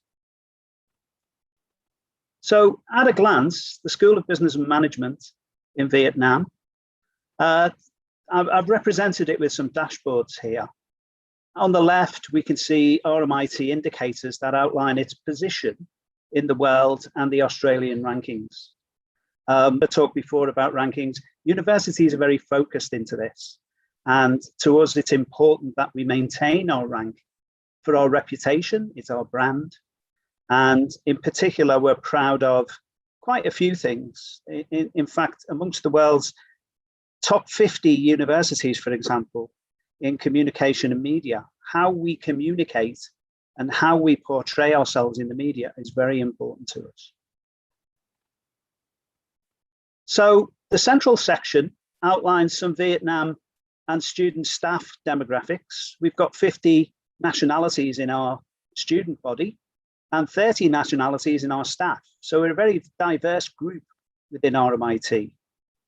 But what we're really proud of is the fact that 82% of our students find full employment within 3 months of completing their degrees. And this is based on our reputation and brand and position in Vietnam. 70% of our interns get offered positions in their internship company, which again, we're very proud of. Over on the right-hand side, there's just some information about our alumni. And you can see there that it's got a lot of information about our employment destinations of our alumni. And again, we're particularly proud of the number of alumni that we have worldwide from RMIT and just in Vietnam alone. So we can see on this particular slide, the school portfolio of 13 programs covering doctoral, master's and bachelor's offerings. And we see one aspect of the school's local governments, which is we have 2 industry advisory boards, one for Hanoi and one for Ho Chi Minh. The Hanoi Industry Advisory Board is led by a representative from Consulus, who is Helena, who is with us today. And the Ho Chi Minh Industry Advisory Board is led by the lead of TRG, which is a tech company in Ho Chi Minh. But we're well represented with some of the big 4. Also, we try to reflect within the membership the portfolio that we have in terms of degree programs. Again, very important in terms of trying to keep abreast of what is going on in the industry at the moment so that we can better inform our student body. We can also see that on the right-hand side, we find some of the operational principles that form our unique selling points. We have 42 PhD projects, for example. The College of Business has 3,000 PhD students. We have 42 in Vietnam. It's very new for us, 4 years, and we expect to grow to 100 within the next 1 to 2 years. All of our undergraduate programs are contextualized to the Vietnam market, and our postgraduate programs, whilst international, also follow principles of a lot of what I've heard today, design thinking. We're very much focused into getting our students to be forward-looking, especially at the postgraduate level. And our doctoral students focus into projects that support Vietnam and sustainability in general. We're also governed by 2 bodies, the Australian Quality Assurance Agency and also the Vietnamese Ministry of Education and Technology. So this business relationship is particularly important to us in Vietnam, but it's also the case that we have very many strategic partners. Now here, it looks as if we've got 5 or 6 partners, but in fact, we have at least 200 to 300 industry partners. And this is really the core of what RMIT is about. We enable people capabilities. Our purpose is to put people first and to offer what we call authentic and transformative education experiences. It's the word authentic that is very important to us, because this enables us to provide contemporary solutions to business problems. And all of our assessments in our university are not problem-based, but they are authentic. And we involve business and industry in everything that we do. And they set the problems for our students to solve. And they present to the industry and to the academic staff. And this, we think, is one of the key things in 21st century education that will enable our students to have a lead when they come to employment. So this is our sort of basis. I'd like to move on quickly now, just to move through the fact that we are informing our curricula through research, but what is really important to us is our relationship with business and industry, as I've said.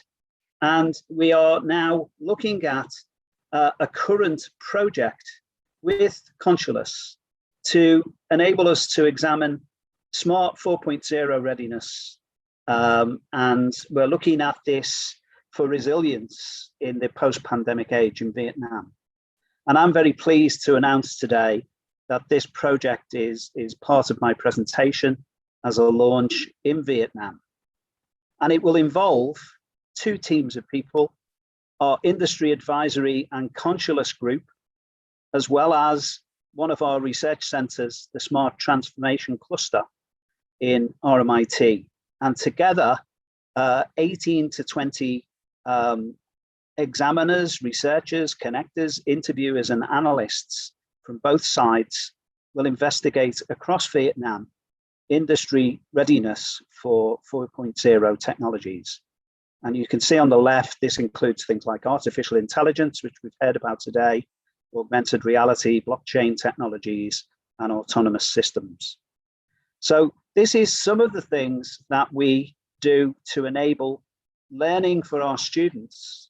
And the old-fashioned idea of a good education was that you would immediately leave, probably do an internship, becoming an associate or a manager, and then an executive.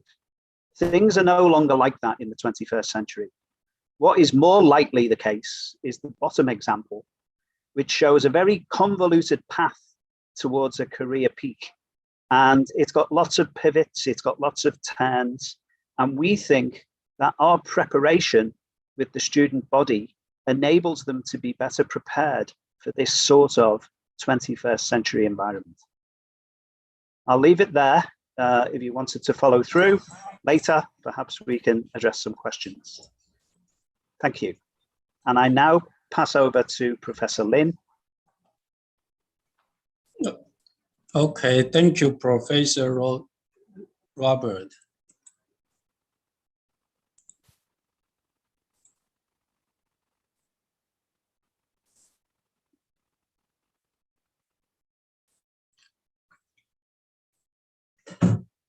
Okay, so now it's the last talk for me. So it's only 10 minutes. So you give me 10 minutes, I will give you a whole Wenzhou.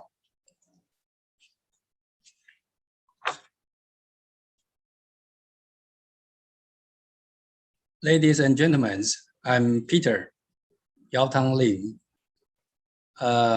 My school, Wenzhou, was founded in 1966 by the Earthline Sisters. Earthline Sisters, they are a worldwide congregation of Roman Catholic Church.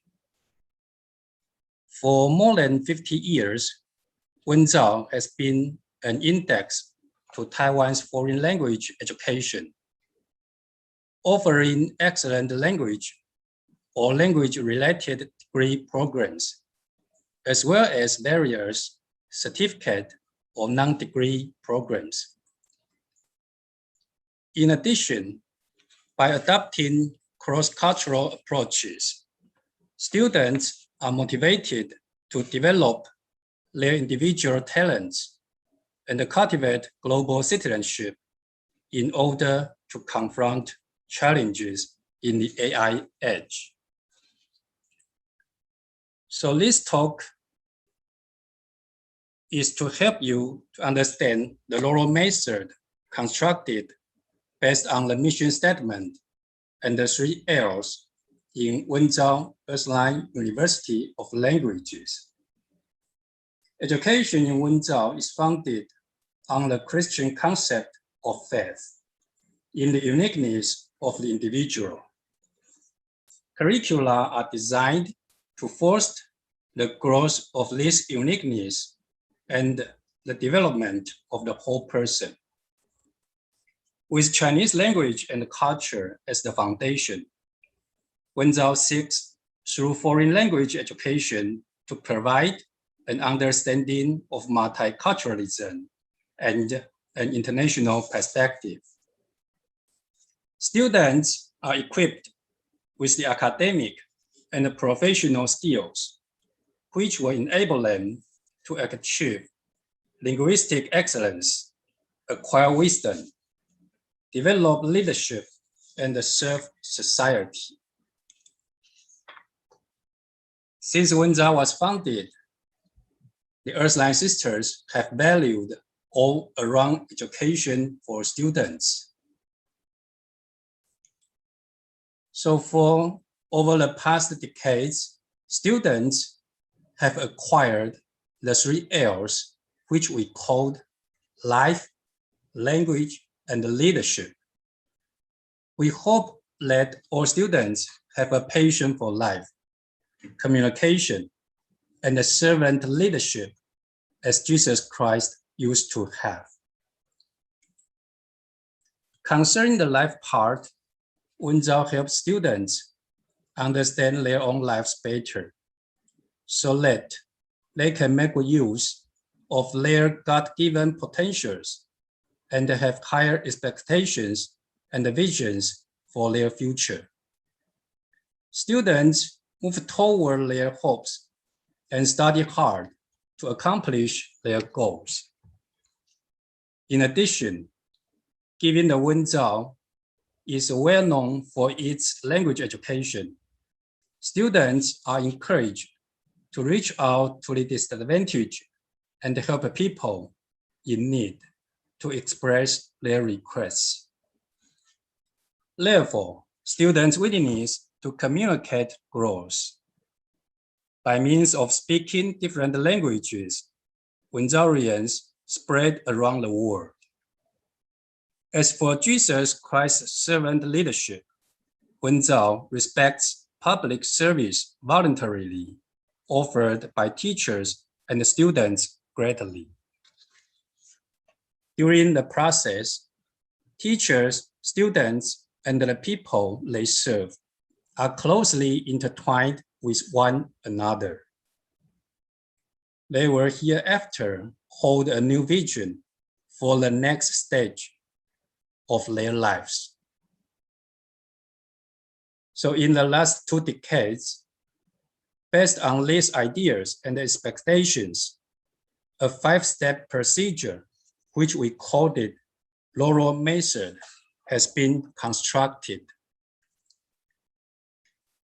The laurel is the laurel tree on the emblem of the Earthline Sisters congregation. And the laurel method has 5 steps. They are servient. Servient is a Latin word. It means I will serve. Hope, above all, togetherness, and lead a new life. These 5 steps guide students and the teachers through the path to solving problems. As what we said, design thinking. The laurel method also represents attitudes toward life, which brings a new hope to those being served. The initial step of laurel method, servient, I will serve.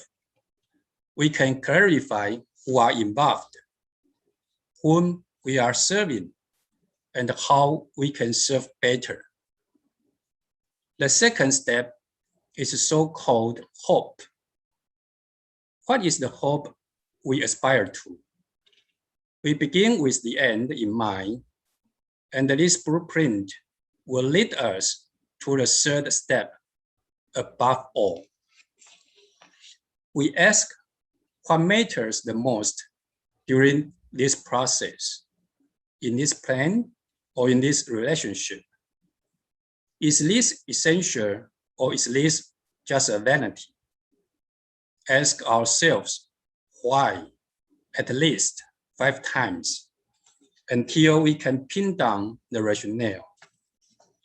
Of course, the goals and expectations have to be accomplished by collaboration of all stakeholders, such as administrators, faculty members, and the students. This refers to the 4th step, togetherness. We work as a team, creating a friendly, positive learning environment. To this end, more people and the resources are involved to complete the mission and bring everyone to the next level, lead a new life, to make changes to a better life. Over the past couple of years, we have organized many workshops to guide all the staff through this Laurel method, its pedagogical implications, and its multi-applications in the school administrations. The Laurel method can be employed as an approach to implementing the 3 L's mission statements, as well as a path to executing a plan or a project. Nevertheless, we will consistently put efforts into popularizing the Laurel method and put it into action. Hopefully, students will be well acquainted with these indispensable qualities so as to embark on their future career, serve people, and reach their ultimate concern. Thank you all for listening to my brief presentation of the Wenzhou's Laurel method. So here are some photos in our adulthood ceremony. All the students, everyone, they made a laurel tree to use the Laurel method to reflect their personal journey. So every student have his him or herself laurel trees. Thank you very much. Thank you.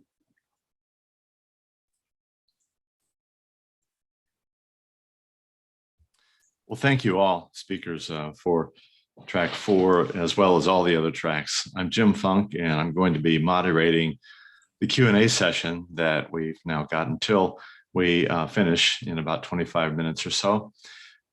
We have a representative from each of the 4 tracks on our panel here to be able to answer questions related to the areas that their track spoke to. So we have Mattia, who will be able to speak to questions on business, technology, ethics, artificial intelligence, and those kinds of topics. Jim Moore to speak on causes, nonprofits, those kinds of things. Xiao Yan, aging, social issues, and the related topics, and Sarah Johnson on education topics. So I'd like to start with a question for each of you that we'll give you just a couple of minutes each to respond to, and then we'll move to the questions that are asked in the chat by the members of the audience. So Mattia, if I could begin with you. COVID-19 has shown how the world is really dependent on technology. In what new ways can business use technology to shape better and more inclusive economies? And just each of us will unmute for our answers. Hey, Jim. I think that's a very good question. I think it's a very comprehensive question. So I think COVID-19 has kind of exposed how fragile we are, how fragile our economy is, how fragile the civilization itself is with all of its technological might and progress and internet and artificial intelligence and rocket ships and whatever. It's still very, very fine-tuned ecosystem. And if something threatens it, it can quickly fall apart. So what I would like all of us to learn. What I'm learning from this experience is that we should use technology to empower those who are less fortunate, and those parts of the economy that are not enjoying the privileges we are enjoying, or let's say the Western world is enjoying.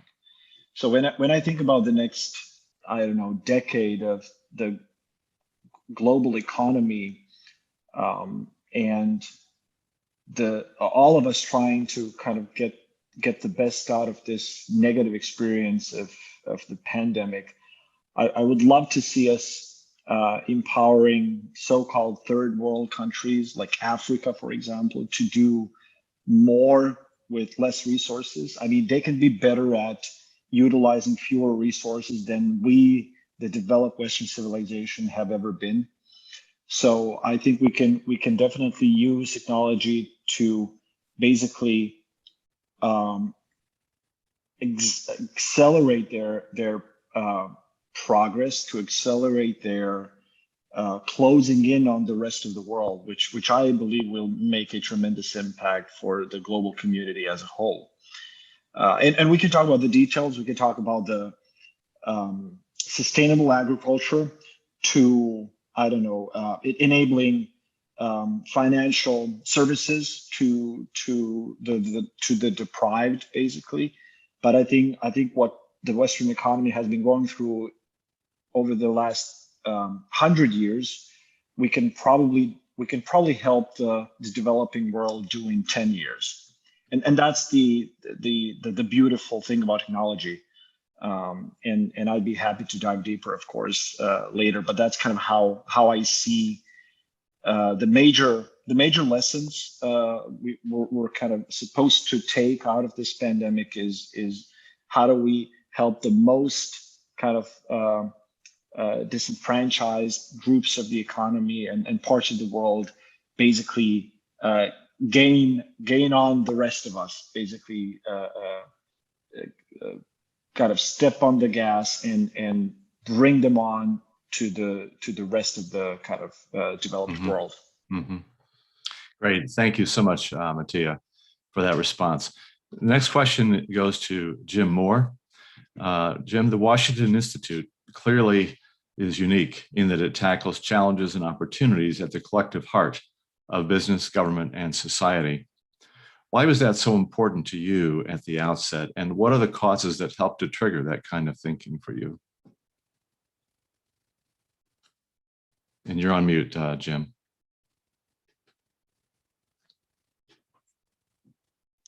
Thank you, Jim, for that question. I think the best way to answer that is literally to read a couple of paragraphs from today's Washington Post, the actual headlines. And it reads this: for this market, models are few. Firms, consumers struggle to adapt. Recovering economy is drastically changed. And it reads, the US economy is emerging from the coronavirus pandemic with considerable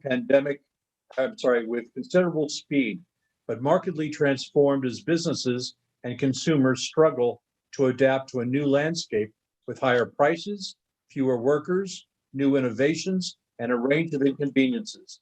What Americans are entering, though, is almost unrecognizable from just 16 months ago. Prices are up, housing is scarce, it takes months longer than normal to get furniture, appliances, and numerous parts delivered, and there is a great dislocation between millions of unemployed workers and millions of vacant jobs. Trying to deal with the future in the aftermath of the coronavirus cannot be done by government alone. It cannot be done by business alone. It cannot be done by society alone. It is only through bringing them all together and being able to collaborate and cooperate that we're going to be able to get through this. That's why the Washington Institute came into existence 3 years ago, and why it is so important, or at least the mission of the Institute is so important today. Thank you so much, Jim, for that response. And now a question for Xiaoyan. Many societies see the aging population as a problem, but how can we approach it not as a problem, but as an opportunity? What would you say to that? You're on mute, Xiaoyan. Thank you. Yeah, can you hear me? Yeah, thanks, Jim, for the question. I think we when we approach a problem, maybe we don't start by looking at it as a problem. We look at it as a need, right?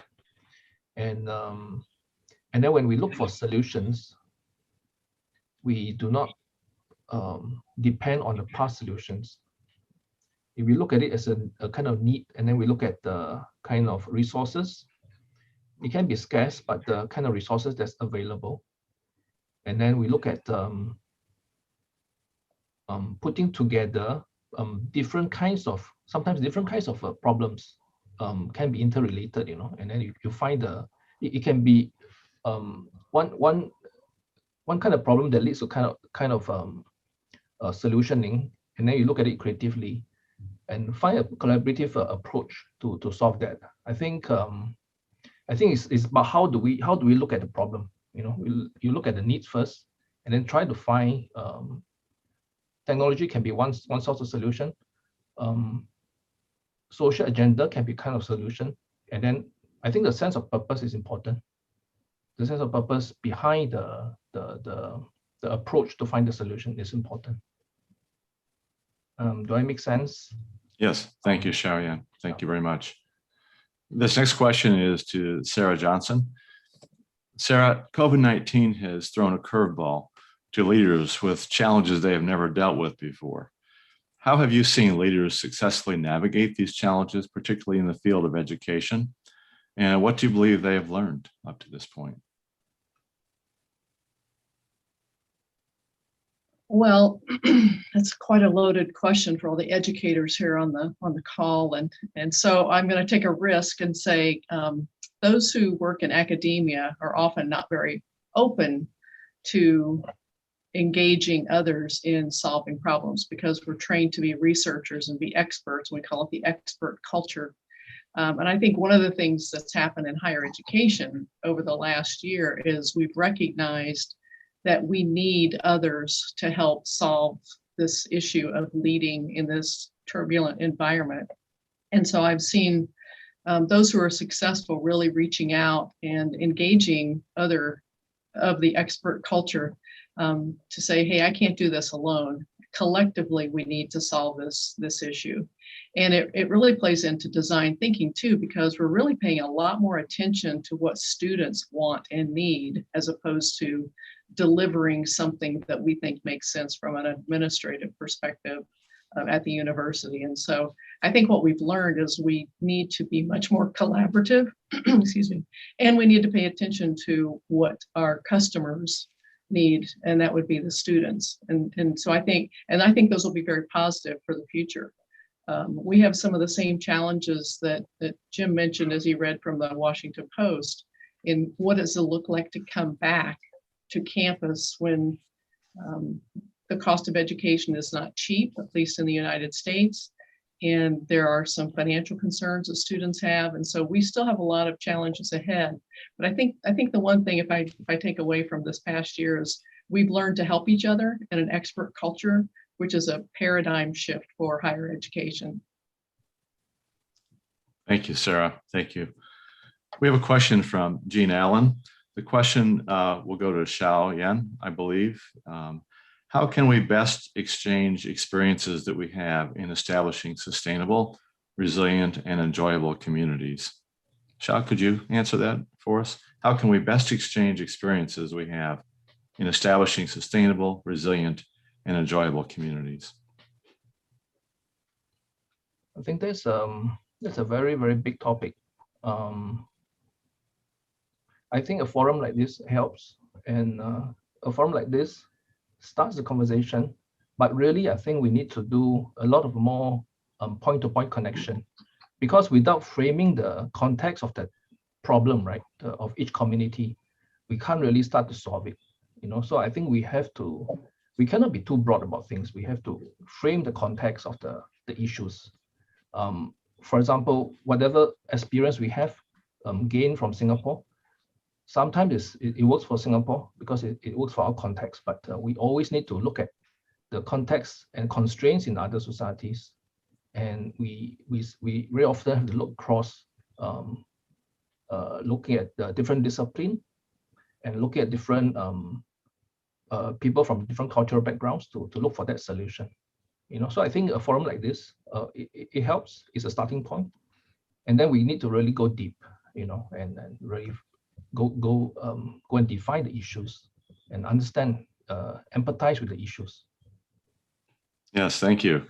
And really kind of a springboard to the next question from this is about, is there an existing group from or where we can all keep in touch and exchange ideas and projects?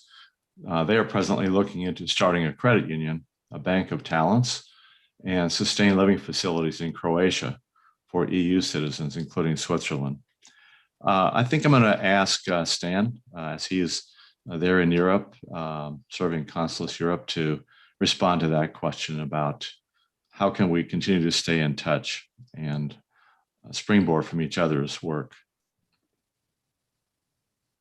Thank you, Jim, for this question. Thanks also, Miro. Pleasure to make your acquaintance.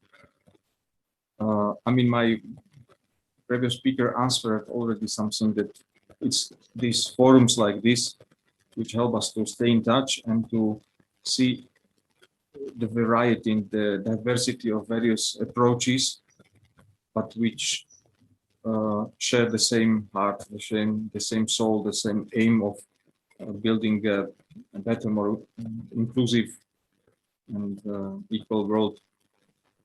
Of course, I see very well that you come from Croatia. I've already, and I know from Hrvoje that you know each other well over each. We have a very nice starting team in Croatia. So also this is the way how to stay in touch. We definitely like to have a chat with you also to discuss on how such a cooperation could completely work, because you have to bear in mind that actually everyone who shared here in this forum was invited by Consulus. So it's the Consulus network in the background which enabled this sharing, and we are very happy to continue. And this is another point, another possibility, as Lawrence Chong announced in the very beginning. There is this idea of creating the networks of friends of Consulus, to say so, the network of shape the world change makers, and this is something we want also to use as a tool of coordinated impact building. So this could be some elements on where we could meet, and I'm definitely very happy to get in touch with you together with Hrvoje Lovrić and see how we could be in touch together. Thank you, Stan. Yeah, when we begin something like this that has global and very impactful implications, how do we continue and not have it just be a one-time experience and event, but to take the work forward to truly impact shaping a better economy? So another question comes from Carlos Xavier in Brazil. Is artificial intelligence in cybernetics advancement predicted or suspected to become an official state policy in the future, intended for policing purposes? Mattia, can you respond to that, please?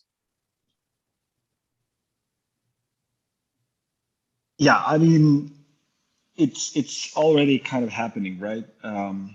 There are obviously governments across the world that have been using this technology to that extent for quite a while now, and I don't think it's a science fiction, but like I'm actually more worried about the subtle implications of the pervasiveness of the technology and how it's being used and how it's being ingrained, I would say, in our like everyday life, right? So you don't have to have a nasty government policing its citizens, which is kind of a dystopian way to look at things.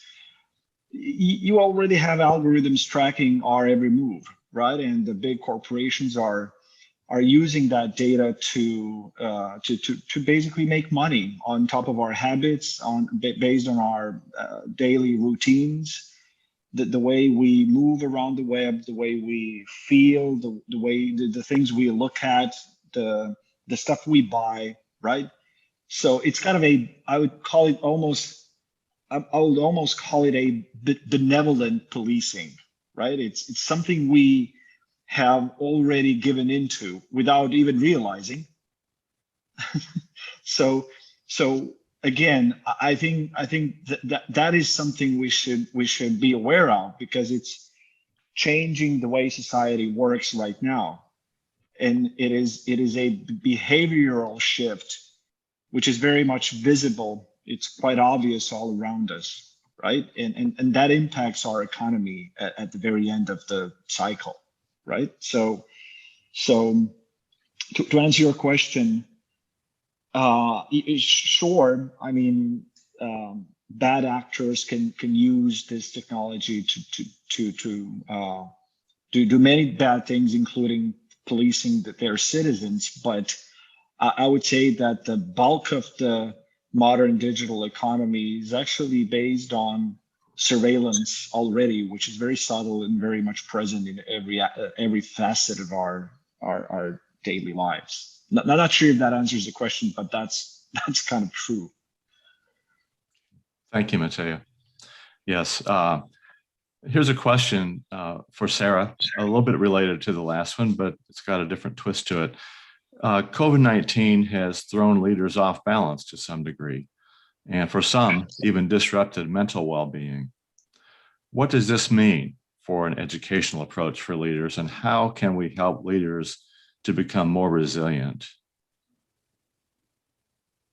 Well, that is so true. It really has kind of knocked people back a bit, especially those that feel responsible for their organizations and those that they're supporting. And mental health is one of those items that I think has impacted many levels within organizations. And so it is something we need to pay attention to. One of the things that I think we're trying to focus on with the Holistic Leadership series is really getting at the core of who you are and coming back to what your source of energy is, what your values are. And I know over the last couple of years, I've heard people really digging deep and asking themselves some of those deep questions, because I'm so challenged as a leader. I don't have time to be thoughtful. One of the things that I know has come out of this series is we've had one individual saying, I look forward to this 2 hours, even though it's only once a month. I look forward to this because it's kind of a respite from the real world. And I think enabling people to have time to really step back and step off the grind that we're all on, trying to figure out what's coming next, because we know it's coming, and dealing with all the challenges that are current, then I believe that one of the things we have to do is really allow people time and grace, because we're not going to get it perfect. And so to allow people the opportunity to look inside and say, where am I anchored? How do I build on the anchors that I have as a person? Where are my support people around me that I can rely on, and really building those networks so that we can strengthen each other and lift each other up when we're so challenged and pretty much exhausted half of the time. So those are things. I do think it's a very important issue. We hear people talk about it all the time. You see it. We've seen people leave organizations because they're just burned out. And so I think it's a critical issue. And I think we need to have grace. We need to find out what's at our core, and we need to support each other. Thank you, Sarah. Well said. Well, I believe we've come to the end of our time. So I would like to thank each of the panelists, all the presenters, and all of you who participated in this summit. Thanks also to the Consulus team of designers and consultants who created and facilitated this summit for us, as well as all of our technical staff behind the scenes. I think it's been a very rich and informative time, and your participation really truly has the potential to have an impact in every part of the world because you're representing every part of the world. We hope that you've had the opportunity to see the current situation, both globally and locally where you are, judge, to be able to evaluate what can be done to shape better economies by design, and then to act, to be action-oriented within and perhaps even beyond your immediate sphere of influence. We've been challenged today to make a difference, to take steps, and to be bold in doing so. We also have a feedback form available to you. We'd like to ask for your input when that appears, when we make that available. And so thank you again. It's been my pleasure to be with you, and may you shape the world. Thank you. Thank you. Thank you very much for this opportunity. Thank you. Thank you. Thank you. Thank you, Jim, for facilitating. Thank you, everyone. Thank you, everyone. Best Bye-bye. wishes. Thank you. Bye-bye. Thank you. Bye-bye. Thank you. Bye-bye. Thank you. Thank you, Lawrence. Thank you. Thank you. Everyone, thank you. Bye. Thank you. Bye, everyone. Bye. Thank you. Bye-bye. Thank you. Thank you, Lawrence. Bye. And happy birthday to Consulus.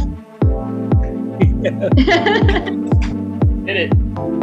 Yeah, today we turn 17. Bye. Bye. Thank you, everyone. Thank you. Happy birthday, Consulus. Yes. Tomorrow is also my birthday. Oh, Jabez? It's your birthday today? Yeah, thank you. Happy birthday in advance, brother. Yeah, thank you so much. Bye. Hi, Vivek. It was amazing to meet you here after all those years, 27, I guess. Yeah, thank you. Amazing. Take care. We stay in touch. Yeah. Welcome back.